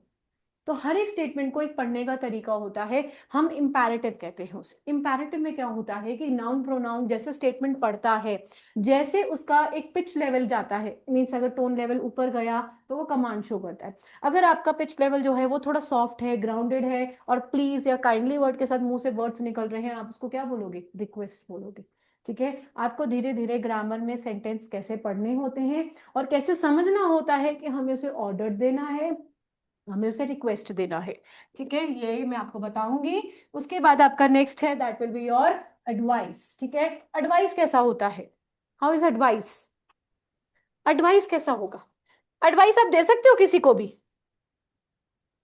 Can you give the advice to anyone? देते ही हो ना एडवाइस, ऑब्वियस है, it's a very random thing. Advice देते, चलिए now the most important question is for your advice, positive होती है कि नेगेटिव होती है? सोच समझ के बोलना। ओ, बिल्कुल की आ गई, बिल्कुल की आ देखो गई। ग्रामर पापा में का है, सेंटेंस लेके को आज यहाँ पर समझना, पापा ने बोला सेंटेंस जब से गेहूं की समझना, तरफ जाना सिंटेक्स को समझना, ओके। किसने किस तरीके से स्टेटमेंट में बात की, हमने उसको वर्ब कैसा देना है, हमने उसको स्पीच कैसे डालनी है, हमने इडियम्स कैसे हैंडल करने हैं, हम ये चीजें तब समझते हैं जब हमें सेंटेंस वेरिएशन की नॉलेज होती है। बताइए एडवाइस कैसे होती है? एडवाइस का जो आप लोग यूज करोगे वर्ड वो एडवाइस्ड होगा। ठीक है, स्पीच और वॉइस पे यूज करने बोला वाला है है। कि तो ऐसे मत भेजो बताइए, उसको। हाउ यू तो कम टू नो चल कि इट इज एन एडवाइस? पूछो। आपको कैसे पता लगेगा? एडवाइस दिया किसी ने? चलिए मैं अरे ही आपको एडवाइस देती तुम हूँ। कहाँ भेज दिया suppose a situation is being created कि you are in a 12th standard. ठीक है, आपका जो है आपके बहुत अच्छे स्कोरिंग मार्क्स आए हैं, आपको आपके रिलेटिव से, कजन से, सिबलिंग, सब से, ऑल ओवर जितने भी आपके नोन पर्सन हैं, सबको सबकी कॉल इसको आती है आई चीज और आपको वो कोई ना कोई जाए एडवाइस इसको बोल, देते तेरे हैं पापा ने बोला कि मेरे को छुड़ प्लीज, गया, तब देखना इतने क्या अच्छे बोलता है। मार्क्स हैं, 99 मार्क्स हैं, परसेंटेज मार्क्स हैं, आप लोग ये यूनिवर्सिटी में ऑप्ट कीजिए। कोई कहता है यहाँ जाइए, कोई कहता है यहाँ जाइए, सबने दी, आपके पास लिस्ट ऑफ मन 100 भाग आ रही थी गई, तेरे पापा है। और करने नहीं वाले हो? हूँ। सारे कर क्लास लोगे? देखी मेरी है। क्या करने अब वाले हो ये बताओ मैं बस। खड़ो के गिव मी पूछूंगा दैट ना। वर्ड। आपके मुंह से मैं वोकैबलरी वर्ड भी निकालना चाहूंगी, मैं देख रही हूँ आप लोगों के पास वोकैबलरी वर्ड्स नहीं है। कम ऑन बताइए क्या करोगे? क्या करोगे?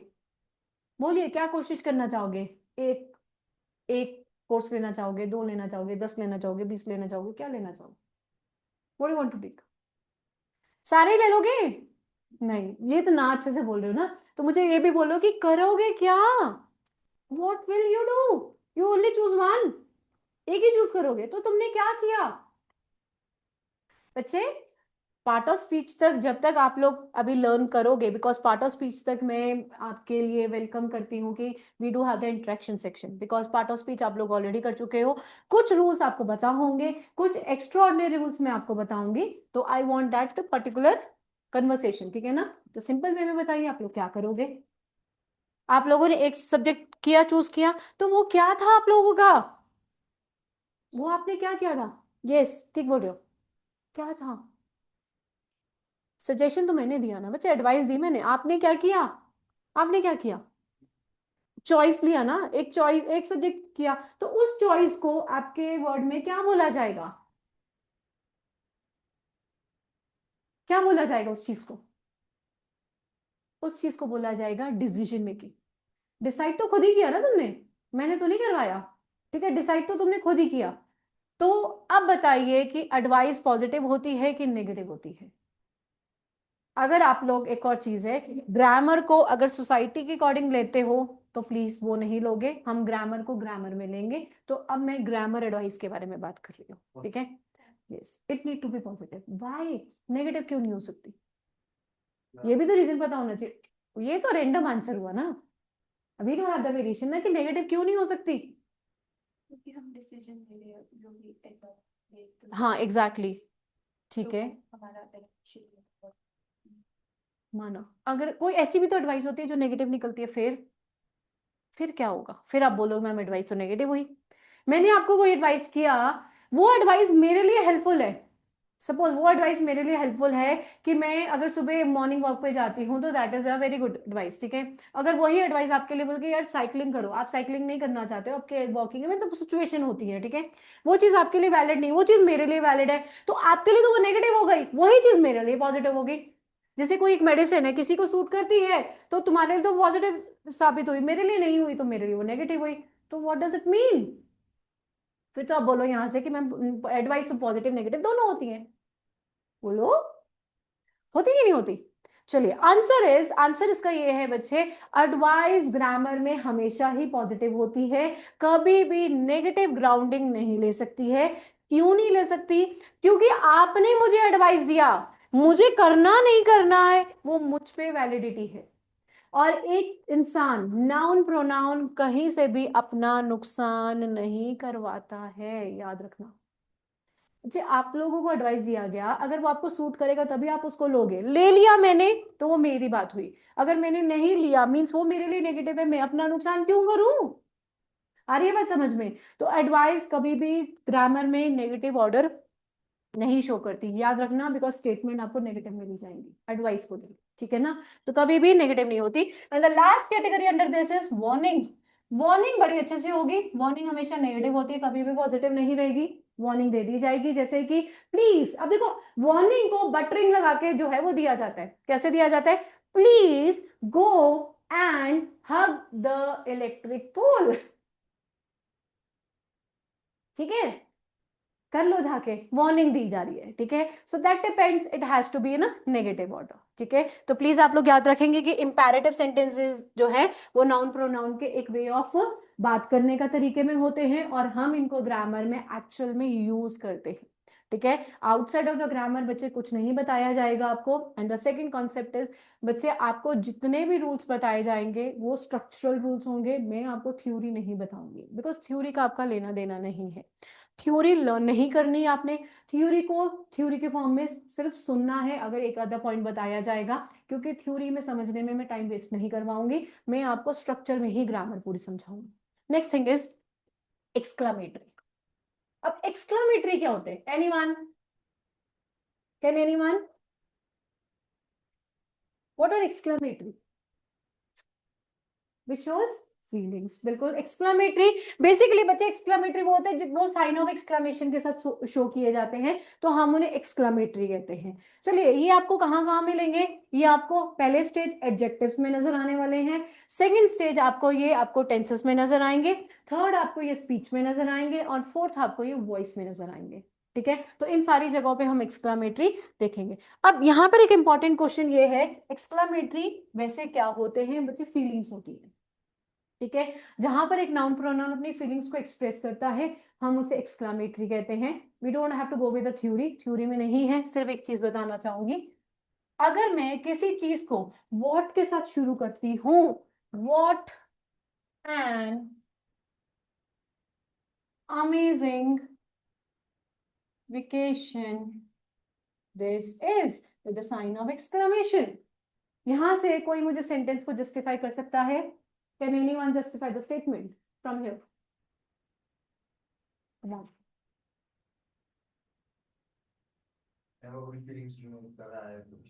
ठीक है बच्चे, एक्चुअल में देखो सिंपल सी बात है, आपको स्टेटमेंट जो जहां पर हिंदी कन्वर्ट करना है ना, मैं सीधी बात बता देती हूँ, जहां पर आपको हिंदी कन्वर्ट करने की जरूरत है वो मैं आपको बताऊंगी कि यहाँ आपको हिंदी कन्वर्ट कन्वर्ट कीजिए, आपको आपका आंसर मिलेगा। तो वो टॉपिक कौन सा है? वो प्रेपोजिशन का टॉपिक है, सीधी सी बात है। दूसरा टॉपिक कि जब मैं आपको टेंसेस करवाऊंगी तो मैं हिंदी कन्वर्जन करवाऊंगी, बिकॉज टेंसेस को समझना है हम, ठीक है। उसके बाद कहीं पर भी इंग्लिश और हिंदी का कॉम्बिनेशन नहीं है आपके लिए, आप इसको भी ना कन्वर्ट कीजिए, सिर्फ एक स्टेटमेंट को ग्रामर के अकॉर्डिंग बताइए मुझे, सिर्फ ग्रामर के अकॉर्डिंग आपको क्या नजर आ रहा है, मैं ये सिर्फ सुनना चाहती हूँ। एक्सक्लेमेटरी नजर आ रहा है? चलिए इसको समझते हैं। सबसे इंपॉर्टेंट चीज आपको ये साइन पे नजर डालना है कि साइन ऑफ एक्सक्लेमेशन है तो वो साइन एक्सक्लेमेटरी सेंटेंस कहलाता है। But the problem with the statement is बच्चे, इस क्वेश्चन तो आपने व्हाट से शुरू कर दिया, आपने स्टेटमेंट व्हाट से शुरू कर दी है, तो ये भी एक रूल सुनना है आप लोगों को कि बच्चे हर एक स्टेटमेंट WHO से शुरू हुआ हुआ आपका इंटेरोगेटिव नहीं कहलाता है, ठीक है। अगर आपके WHO से शुरू है लेकिन एंड पे जाके उसने अगर क्वेश्चन मार्क नहीं लिया है, याद रखना क्वेश्चन मार्क इंटेरोगेटिव तब कहलाएगा जब वो इंटेरोगेटिव का साइन लेगा, स्पीच में काम आएगा। इंटेरोगेटिव का साइन अगर वो लेगा तो वो इंटेरोगेटिव कहलाता है। अगर वो एक्सक्लामेटरी का साइन लेगा तो WHO वाला क्वेश्चन किस में कन्वर्ट हो जाता है, एक्सक्लामेटरी में कन्वर्ट हो जाएगा, because punctuation plays a important role. First thing. Second thing is WHO बच्चे रिलेटिव प्रोनाउन भी कहलाते हैं। अगर आप लोगों को रिलेटिव प्रोनाउंस के बारे में पता है, जो कि मैं आपको प्रोनाउन में करवाऊंगी, तो रिलेटिव प्रोनाउंस भी WHO कहलाते हैं। तो you have to look for this कि आपको कैसे करना है। ठीक है, एक बात ये हुई। तो यहां पर तो ये एक्सक्लामेटरी हुआ। WHO को आने के लिए क्वेश्चन मार्क चाहिए, और WHO अगर किसी सेंटर स्टेटमेंट के पोजीशन पर आता है तो वो रिलेटिव प्रोनाउन कहलाता है। ठीक है ना। तो WHO को सिर्फ WHO की तरह ले लेना बहुत गलत होगा। आपको सिर्फ ध्यान रखना है पंचुएशन कौन सा वो होल्ड कर रहा है। ठीक है। Second thing is, tell me which is the most important punctuation mark in grammar. सबसे इंपॉर्टेंट पंचुएशन मार्क कौन सी होती है बच्चे ग्रामर में? कम ऑन, सबसे इंपॉर्टेंट कौन सी होती है? उसके बिना काम नहीं चल सकता। और प्लीज रीअरेंजमेंट में आपको देखना पड़ेगा। रीअरेंजमेंट में it is going to be very helpful for you, बहुत हेल्प करेगा आपको। कॉमन ने फुल स्टॉप कर दिया। चलिए, you are all having a pen and pencil with you, write down your name, hurry up, within a second write down your name. कोशिश कीजिए नाम लिखने की, हमें अपना नाम आता है लिखना। हरी अप, लिखवाना पड़ रहा है। लिखा सबने?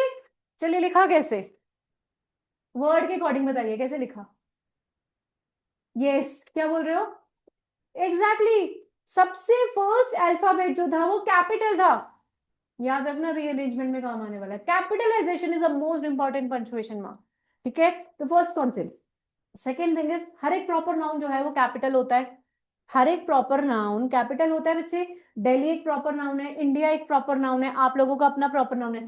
कोशिश भी कर लो स्मॉल में लिखने की, लिख नहीं पाओगे, नहीं लिख पाओगे ना, ऑब्वियस है प्रॉपर नाउन है। ठीक है ना। तो कैपिटलाइजेशन क्यों बताया है बच्चे, आप लोग थोड़ा थोड़ा जो कॉन्सेप्ट है पंक्चुएशन का रीअरेंजमेंट में भी फॉलो करोगे, क्योंकि कभी कभी क्या होता है कि स्टेटमेंट ना रन कर रही होती है, बहुत ही रैंडमली रन कर रही है, हमें एक्चुअल में पता नहीं लगता कि स्टेटमेंट जो है फर्स्ट ऑर्डर कहां से शुरू होता है। आपको पेपर में दिया जाता है कि देखिए शुरुआत का जो सेंटेंस है अगर वो मिड में आया तो कहीं ना कहीं आपको कोई ना कोई क्लू जरूर मिलेगा। अगर किसी स्टेटमेंट में ग्रामेटिकल एरर नहीं प्रोवाइडेड हुआ, रीअरेंजमेंट और सेंटेंस फॉर्मेशन के केस में बात कर रही हूँ, तो आपका ये जो पंक्चुएशन का जो ऑर्डर है ना कैपिटलाइजेशन का, ये कहीं पर हेल्पफुल वहां पर हो जाता है आप लोगों को खुद नजर आएगा कि वो ऐसा क्यों हुआ। चलिए, this was your exclamatory. Exclamatory के बाद last category goes to your interrogative. ठीक है, इंटेरोगेटिव क्या होता है बच्चे? Interrogative is a very simple one, the most important, कि जिसने क्या लिया होता है, आपका क्वेश्चन मार्क लिया होता है। Again you are going to get the statement of interrogative in your voice and speech. Speech और वॉइस में हम इन दोनों को क्या करते हैं, हैंडल करते हैं। ठीक है, स्पीच का टॉपिक रहेगा। स्पेशल इंटेरोगेटिव के रूल्स हैं हमारे पास, और ग्रामर में स्पीच अगर इसका टॉपिक देखा जाए तो इंटेरोगेटिव का रूल इज वेरी इंपॉर्टेंट। आप इसको वेरी वेरी इंपॉर्टेंट लिख सकते हैं, बहुत इंपॉर्टेंट रहता है।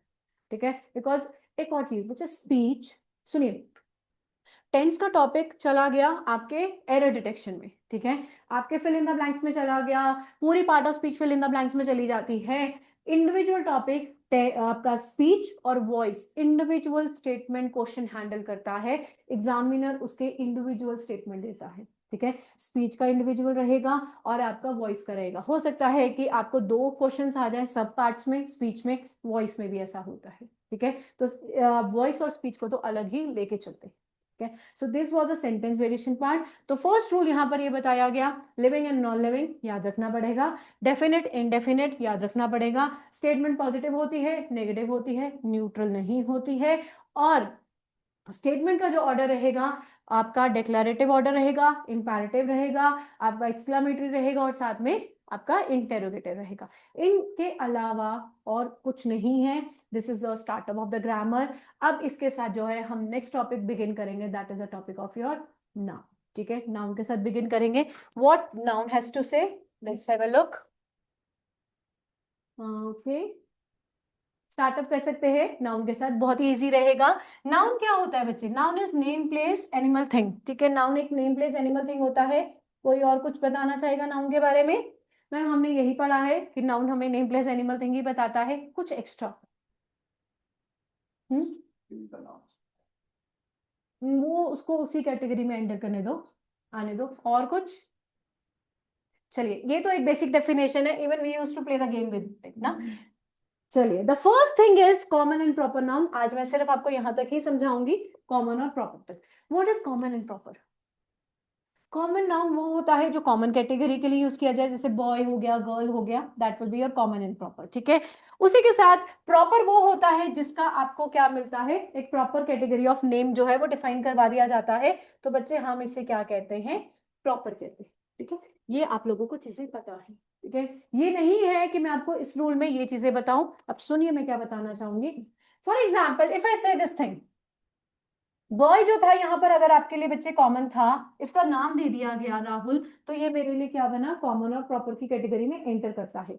उसी के साथ अगर मैं बॉय की जगह पे बॉयज लिखती हूँ, can you read out the spelling? Spelling में क्या डिफरेंस आया? बॉय और बॉयज में स्पेलिंग में क्या डिफरेंस आया?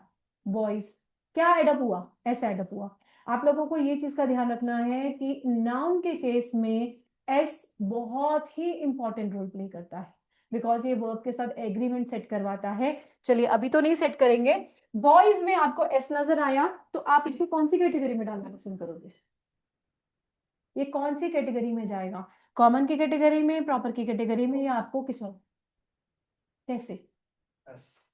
एस लगा है तो कॉमन बोलोगे आप इसे? कैन यू से it A common way?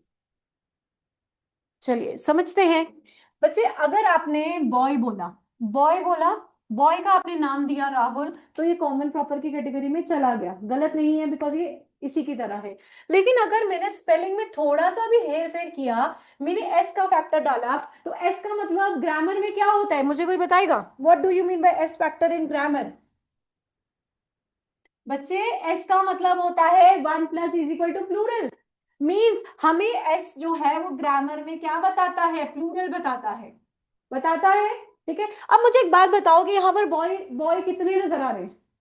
Boy बोला, कितने नजर आ रहे हैं आपको? मैं डिनोटिंग वैल्यू ऑफ नाउन से चल रही हूँ। नाउन के लिए डिनोटिंग वैल्यू मैंने आपको शुरू में बता दिया, सिंगुलर और प्लूरल होता है। तो प्लीज इसे तो दिमाग में रखना पड़ेगा, इसी को लेके चलते हैं। देखो, बॉय कैसा नजर आ रहा है? सिंगुलर नजर आ रहा है सबको। तो बच्चे जब यहाँ सिंगुलर नजर आ रहा है, तो मैंने भी यहाँ पर राहुल एक का ही नाम दिया, एक का ही नाम दिया। अगर आपको यहाँ पर बॉयज नजर आ रहा है, तो मुझे बताओ प्रॉपर में कितनों का नाम दोगे? प्रॉपर में कितनों का नाम दोगे? चलिए, आप अपने नाम के आगे एस लगा के बताइए, will it be possible? Not at all possible. तो प्लीज यहां से एक रूल ग्रामर का ये है, first rule of your noun, that कि आपका कॉमन और प्रॉपर नाउन बच्चे सिंगुलर होता है, ये कभी प्लूरल बन ही नहीं सकता। ये कभी भी प्लूरल कैटेगरी को हैंडल नहीं करेगा। कॉमन और प्रॉपर हमेशा जो है वो सिंगुलर ही रहते हैं। अगर आप इसको प्लूरल बनाना चाहोगे, मान लिया कि मैंने बॉयज को कॉमन में डाल दिया, मैं इसलिए बोल रही हूँ बिकॉज बच्चे कॉमन प्रॉपर कैटेगरी दोनों मर्ज होके चलते हैं। अगर आपको कॉमन, अगर आप कॉमन यूज कर रहे हो किसी का, तो आपको प्रॉपर उसका माइंड में पता होना चाहिए। अगर आप किसी का प्रॉपर यूज कर रहे हो, तो आप उसको कॉमन पता करोगे। आप लोग उन दोनों में डिफ्रेंसिएशन नहीं कर सकते। अगर कॉमन सिंगुलर है तो माइंड में प्रॉपर भी सिंगुलर ही आएगा। बच्चे जब आपने बॉय को कॉमन बोल दिया, तो अगर दिमाग में रखोगे तो क्या आप राहुल्स बोलोगे यहाँ पर? और एक और चीज का ध्यान रखना है कि प्रॉपर नाउन कभी भी प्लूरल नहीं हो सकते। आप लोग प्रॉपर हो ना, सारे प्रॉपर हो ना, तो आप अपने नाम को बोल दो, यार मैं तो बॉय नहीं हूं, मैं तो बॉयज हूं। Can it statement go like this? कभी नहीं जाएगी। बहुत इंपॉर्टेंट रूल है, यहाँ पर ये चीज कभी हैंडल नहीं हो सकती। तो ये कौन सी कैटेगरी को गया? ये गया आपका प्लूरल कैटेगरी को। प्लूरल नाउन कैटेगरी को हैंडल करवा दिया जाएगा। बट बच्चे, इसका सिंगुलर जो है वो कॉमन प्रॉपर में जरूर जाएगा, बट इसका प्रॉपर जो है प्लूरल जो है वो कॉमन और सॉरी कॉमन प्रॉपर कैटेगरी में हैंडल नहीं करवाया जाएगा। I am clear with it? Please याद रखेंगे कि आपका कॉमन प्रॉपर नाउन हमेशा सिंगुलर ही रहता है, कभी भी प्लूरल एंटर नहीं करता। तो first important. Second thing is, for example the word is tiger. कौन सी कैटेगरी को हैंडल करवाओगे? Which part of speech? मतलब नाउन तो है, नाउन के अंडर किसको जाएगा ये? Tiger, tiger is a national animal of India. बताओ जरा, कौन सी कैटेगरी को tiger? Simple, it will be your, चलो कॉमन हुआ, प्रॉपर बताना जरा इसका। अगर कॉमन है, एक चीज का याद रखना बच्चे, अगर कोई नाउन कॉमन होता है तो उसका प्रॉपर भी आपके पास अवेलेबल होना चाहिए, क्योंकि आगे जाके आपको कॉमन प्रॉपर नाउन जो है वो तंग करेगा ग्रामर में, ठीक है ना। अगर आप किसी कॉमन नाउन को कॉमन की कैटेगरी देते हो तो याद रखना प्रॉपर भी दिमाग में होना चाहिए, और अगर आप किसी को प्रॉपर की कैटेगरी देते हो तो उसको कॉमन की कैटेगरी का भी आपको ध्यान रखना पड़ेगा। क्यों? क्योंकि आगे स्टेटमेंट वेरिएशन में जाएगी, ठीक है। अब यहाँ देखो, टाइगर को अगर आप कॉमन बोलते हो तो उसका प्रॉपर बताओ मुझे। टाइगर का प्रॉपर है हमारे पास? जैसे कि टाइगर ही होगा? नहीं, ऐसा तो नहीं है। Tiger proper. अच्छा चलिए, माना कि अगर टाइगर प्रॉपर प्रॉपर नाउन है तो इसका कॉमन नाउन क्या होगा? प्रॉपर नाउन एनिमल हो सकता है ना। अगर मैं, सॉरी, अगर मैं एनिमल इसका कॉमन नाउन देती हूँ तो टाइगर को मैं प्रॉपर नाउन बोल सकती हूँ, बोल सकती हूँ। और अगर मैं टाइगर को कॉमन नाउन बोलती हूँ तो मुझे इसका प्रॉपर दे दीजिए। स्पेसिफिकेशन तो है ना, हम एक एनिमल बोल रहे हैं और एनिमल के बाद उसका प्रॉपर अगर मैं दे रही हूँ तो टाइगर मान लिया जाएगा, कोई गलत नहीं होगा, ठीक है। लेकिन अगर आप टाइगर को प्रॉपर बोलते हैं तो इसका कॉमन बताइए, सॉरी, इसका कॉमन है तो प्रॉपर बताइए। बच्चे हमारे पास टाइगर के स्पीशीज है ना कि नहीं है? अफ्रीकन टाइगर है, माउंटेनियस टाइगर है, we do have that species हैं, ठीक है ना। चलिए, एक बात ये हुई कि हम इस तरीके से भी ले सकते हैं, दो स्टेटमेंट्स बन के आई। Tiger is a national animal of India, tiger एक नेशनल एनिमल है इंडिया का, यहाँ पर टाइगर को कॉमन भी बोला जाएगा, प्रॉपर भी बोला जाएगा। वाई? एक स्टेटमेंट है, tiger is a national animal of India, full stop लगाया गया, ठीक है। Dash is the dangerous animal, इसी की कंक्लूडिंग लाइन है। आप लोग मुझे फिल इन द ब्लैंक्स दीजिए ना। Tiger is a national animal of India, full stop लग चुका है। अब मैं टाइगर के बारे में ही बात कर रही हूँ, नेक्स्ट स्टेटमेंट है dash is the dangerous animal. बच्चे प्रोनाउंस क्या कर रहे हैं फिर? जब आपने टाइगर ही बोलना है तो टाइगर ही। टाइगर और स्टेटमेंट को सिंपल ऑर्डर में लो, सिंपल ऑर्डर में, डोंट कॉम्प्लिकेटेड, सिंपल लो, सिंपल लो। जैसे मैंने लिखा,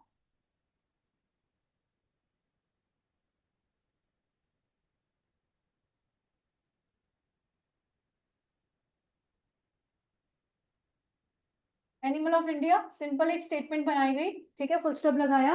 इसी के, अब मैं टाइगर के बारे में ही बात कर रही हूँ, डैश इज द डेंजरस, ठीक है, बोल दिया मैंने, ठीक है। तो अब इस फिल इन द ब्लैंक्स में क्या भरोगे?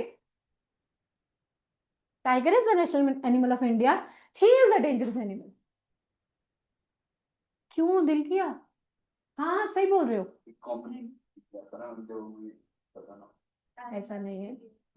एग्जैक्टली, कॉन्सेप्ट ये है कि बच्चे, आप लोग यहां ध्यान दीजिए कि एनिमल्स कैटेगरी को नाउन कॉमन प्रॉपर में स्टडी नहीं करता है। Yes, we do have the variation, हमारे पास जेंडर्स हैं एनिमल्स के, अगर जेंडर स्पेसिफिकेशन पूछा जाए तो हम प्रोवाइड करते हैं। लेकिन याद रखना, जब स्टेटमेंट वेरिएशन में आप लोग इन एनिमल्स को या थिंग्स को डालते हो तो उसकी रिप्लेसमेंट देने के लिए हमारे पास कौन बैठा है? इट बैठा है। इट क्यों यूज किया? इट क्यों यूज किया? कॉन्सेप्ट ये कि ही और शी क्यों नहीं यूज किया गया? क्यों? क्योंकि ग्रामर एक बार अगर एनिमल का नाम बोल देगा तो उसको नेक्स्ट लाइन में इट के द्वारा ही डिनोट करवाया जाता है बच्चे, हम ही और शी के द्वारा। हाँ, वो भी लिविंग है, ही और शी ह्यूमन बींग्स के लिए यूज किए जाते हैं, ग्रामर में एनिमल्स के लिए यूज नहीं किए जाते। दैट इज द डिफरेंस, वो मैं आपको उसका वो अलग रूल है, यहाँ पर नहीं, उसको फॉलो कीजिए, ठीक है। कॉन्सेप्ट ये कि प्लीज ध्यान रखेंगे कि एनिमल्स को कॉमन प्रॉपर की कैटेगरी में रैंडम स्टेटमेंट आई कि African tiger is so and so, तो अफ्रीकन टाइगर प्रॉपर नाउन है। लेकिन अगर स्टेटमेंट आपके सामने ये आती है कि tiger is the national animal of India, तो बच्चे टाइगर को भी प्रॉपर नाउन ही दोगे, ठीक है। कॉन्सेप्ट ये कि एनिमल्स की पर्टिकुलर डिस्क्रिप्शन ग्रामर स्टडी नहीं करता, और रीजन इसका ये है कि हमारे पास इसकी प्रोनाउन रिप्लेसमेंट क्या है? इट है, और इट ह्यूमन बींग्स के लिए यूज नहीं किया जाता, ठीक है ना। So this is the rule of your noun. आप लोग नाउन का ये रूल याद रखेंगे, बिकॉज स्टेटमेंट्स आपको इस तरीके से ही आ सकती हैं, आपको पता होना चाहिए, ठीक है। Yes, we do have the gender variations हैं, आपको मैं जेंडर भी करवाऊंगी, बट एनिमल्स की जेंडर डिस्क्रिप्शन ग्रामर नहीं लेता। मीन्स आगे को अगर स्टेटमेंट रन करेगी ना बच्चे, तो आपको ये रीअरेंजमेंट में भी काम आएगा कि वहां पर इट यूज किया गया है, वहां पर ही और शी का यूज नहीं किया गया, जो कि एरर होगा, एरर भी होता है ये, ठीक है। चलिए आज का लेक्चर यहीं पे ओवर करते हैं। Thank you so much, thank you, and thank you online students, thank you so much. जैसे हम चिल्ड्रन के लिए तो करते हैं use। बच्चे